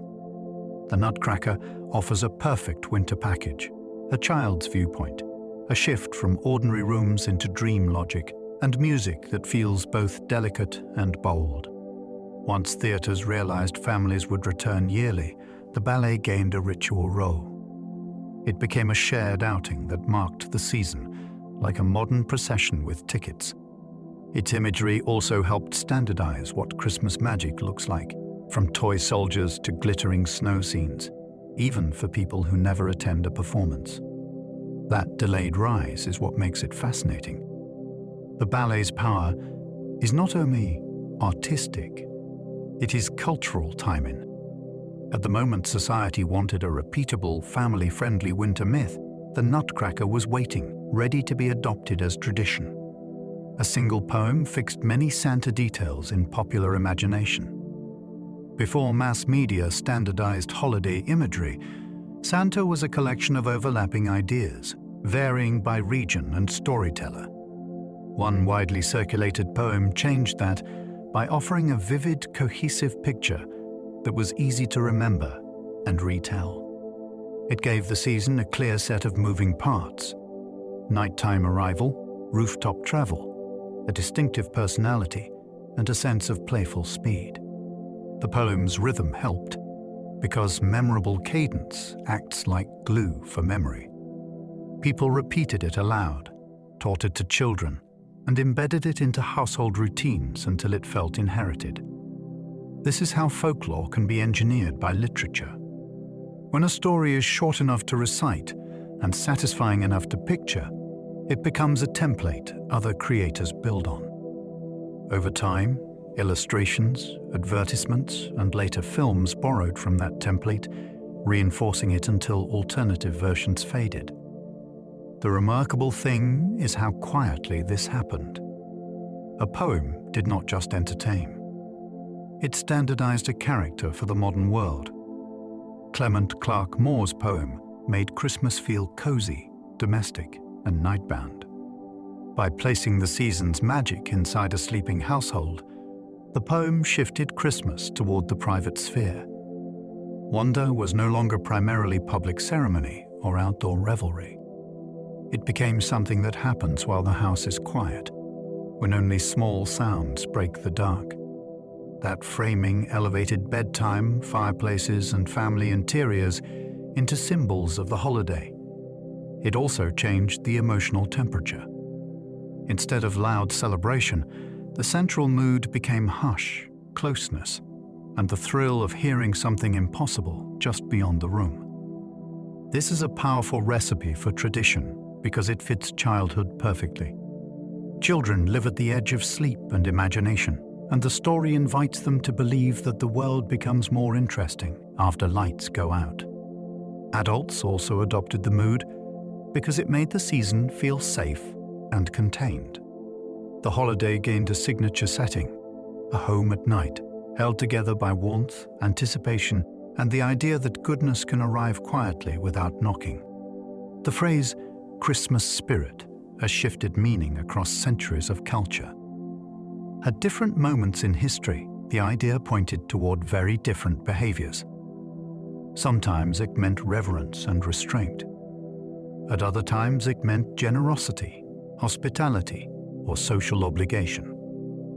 In certain eras it described public order, while in others it justified mischief and reversal. What makes the phrase powerful is its flexibility. It absorbs whatever a culture most needs to practice during winter. In crowded cities, it leaned toward charity and kindness to strangers. In family-centered eras, it emphasized togetherness and warmth. In modern usage, it often blends nostalgia with emotional permission, allowing people to slow down or soften in ways they normally suppress. The phrase works because it is vague enough to invite personal interpretation while still feeling shared. No authority ever fixed its definition, which allowed it to survive enormous cultural change. Christmas spirit became a mirror rather than a rule. People look into it and see what they hope the season can restore. Christmas charity surged when cities made poverty impossible to ignore. As populations concentrated into dense urban spaces, inequality stopped being abstract. Wealth and hardship stood on the same streets, often within sight of one another. Winter intensified that contrast, turning lack into danger rather than inconvenience. Christmas became a moment when society could not easily look away. Giving during this season gained urgency because the consequences of neglect were visible and immediate. Cold nights sharpened conscience. Public appeals multiplied, and private donations followed, partly out of empathy and partly out of discomfort. Charity became woven into the season's identity because winter forced moral reckoning. This was not only compassion, it was social pressure transformed into ritual. The holiday provided a framework that made generosity feel expected rather than optional. Over time, that expectation softened into tradition. Helping others at Christmas no longer needed justification. It became part of what the season meant.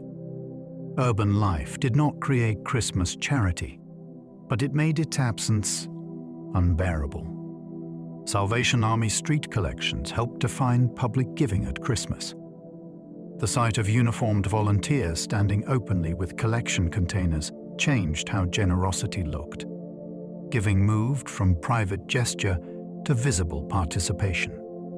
Dropping a coin became a public acknowledgement that the season carried responsibility as well as joy. The simplicity mattered. No invitation was required.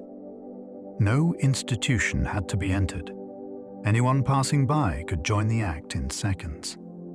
That accessibility reshaped expectations. Charity was no longer only for the wealthy or organized. It was something ordinary people could practice on their way home. The presence of music, bells, and seasonal timing softened the moment, making giving feel less like obligation and more like belonging. Over time, these collections trained the public to associate Christmas with outward-facing generosity rather than inward celebration alone. The street became a shared moral space. Even those who gave little felt part of something larger. This model helped fix the idea that Christmas charity should be visible, immediate, and communal. Christmas stamps and postmarks created a yearly ritual of handwriting. Once postal systems grew reliable, December became a season of ink, envelopes, and deliberate pauses. Writing by hand took time, which made the act itself a signal of care. Holiday stamps and dated postmarks turned ordinary correspondence into seasonal artifacts, marking messages as belonging to a shared moment in the year. The repetition mattered. Each December, people returned to the same motions: addressing, signing, sealing, and sending, reinforcing a rhythm that technology later struggled to replace.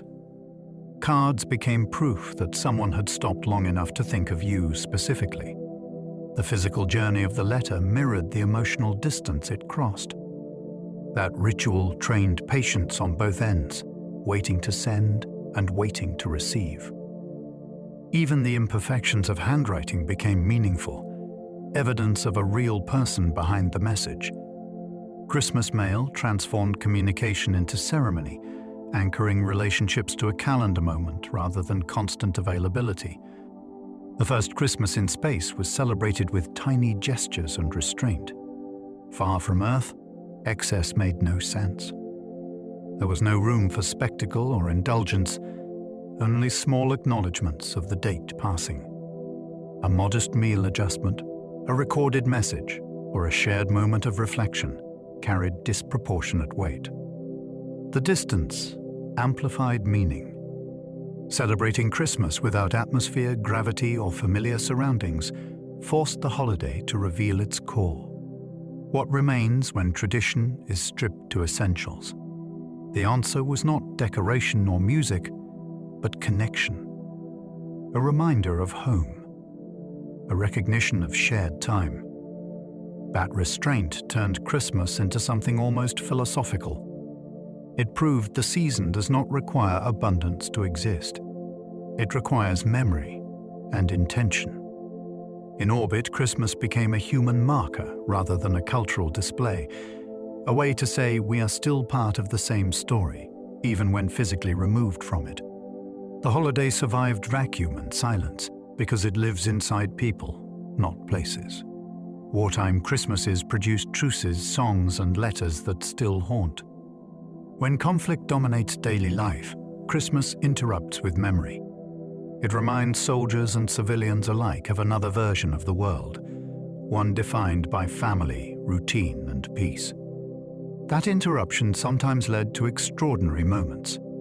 Temporary ceasefires, shared music across enemy lines, and letters written under impossible circumstances created emotional echoes that outlasted the war itself. These moments were not policy. They were human reflexes, emerging despite orders rather than because of them. Christmas sharpened the contrast between what was happening and what felt right. The resulting tension made small acts feel monumental. A song sung together became proof that enemies were still people. A letter home became an anchor to identity. These wartime Christmases endure in memory because they reveal the holiday's emotional gravity. Even surrounded by violence, it pulled attention toward connection and restraint, leaving behind stories that feel fragile and heavy at the same time. Christmas became global partly through empires carrying customs overseas. As empires expanded, they moved more than goods and governance. They transported calendars, holidays, and expectations of how time should be marked. Christmas traveled along those routes, introduced into new climates, cultures, and rhythms. It did not arrive unchanged. Local materials, foods, and symbols reshaped it immediately. Yet the core timing remained recognizable, allowing the holiday to function as a shared reference point across vast distances. This duality made Christmas adaptable. It could signal connection to a larger world while still absorbing local meaning. For colonized regions, the holiday could feel imposed, negotiated, or reinterpreted depending on context. Over time, many communities claimed it on their own terms, blending inherited structure with indigenous expression. The global spread of Christmas is not a simple story of adoption. It is a story of transformation, where power, resistance, and creativity all left their marks on how the season is practiced today. Local cultures remade Christmas, proving traditions can travel and transform. Wherever Christmas landed, it encountered existing winter rituals, social structures, and values. Instead of erasing those systems, the holiday often wove itself through them. New foods appeared beside old ones. New stories layered over familiar myths. New dates coexisted with traditional calendars. This process produced versions of Christmas that feel deeply rooted rather than imported. That rootedness is why the holiday thrives globally.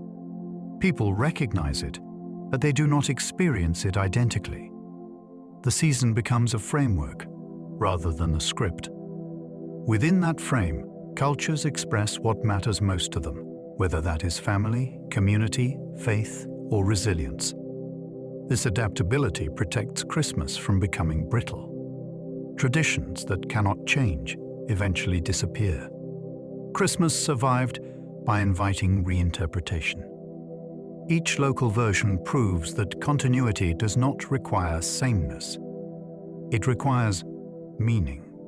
The holiday's global success rests on its willingness to be remade without losing its emotional center.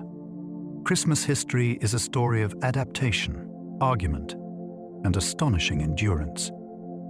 From its earliest debates to its modern forms, the holiday has never been static. People argued over dates, meanings, behaviors, and symbols, reshaping the season again and again. Those disagreements did not weaken Christmas. They strengthened it by forcing clarity and reinvention.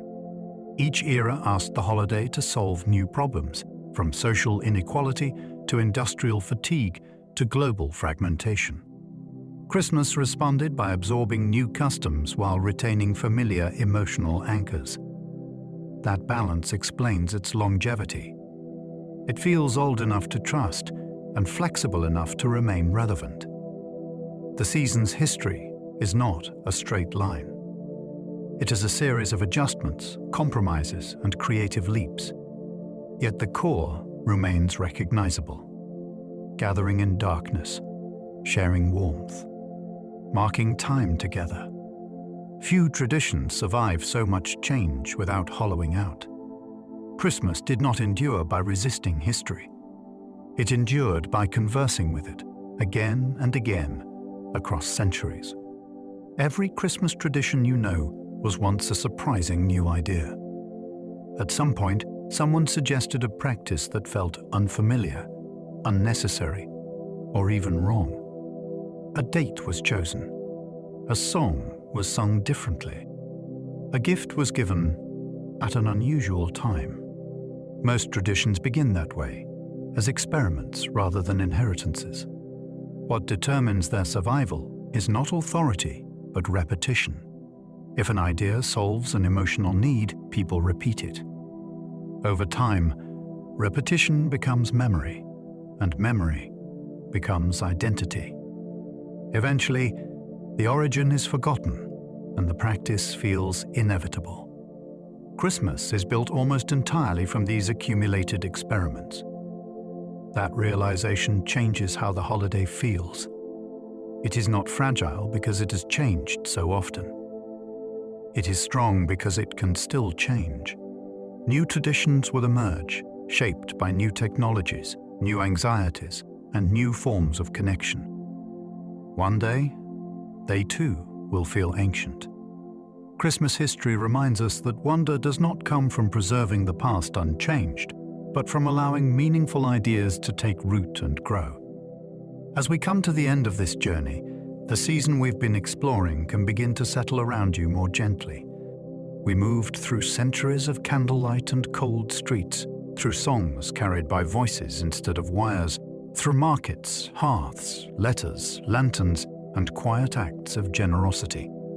We followed Christmas as it changed shape again and again, borrowing from older winters, traveling across oceans, softening where it needed to, and holding firm where it mattered most.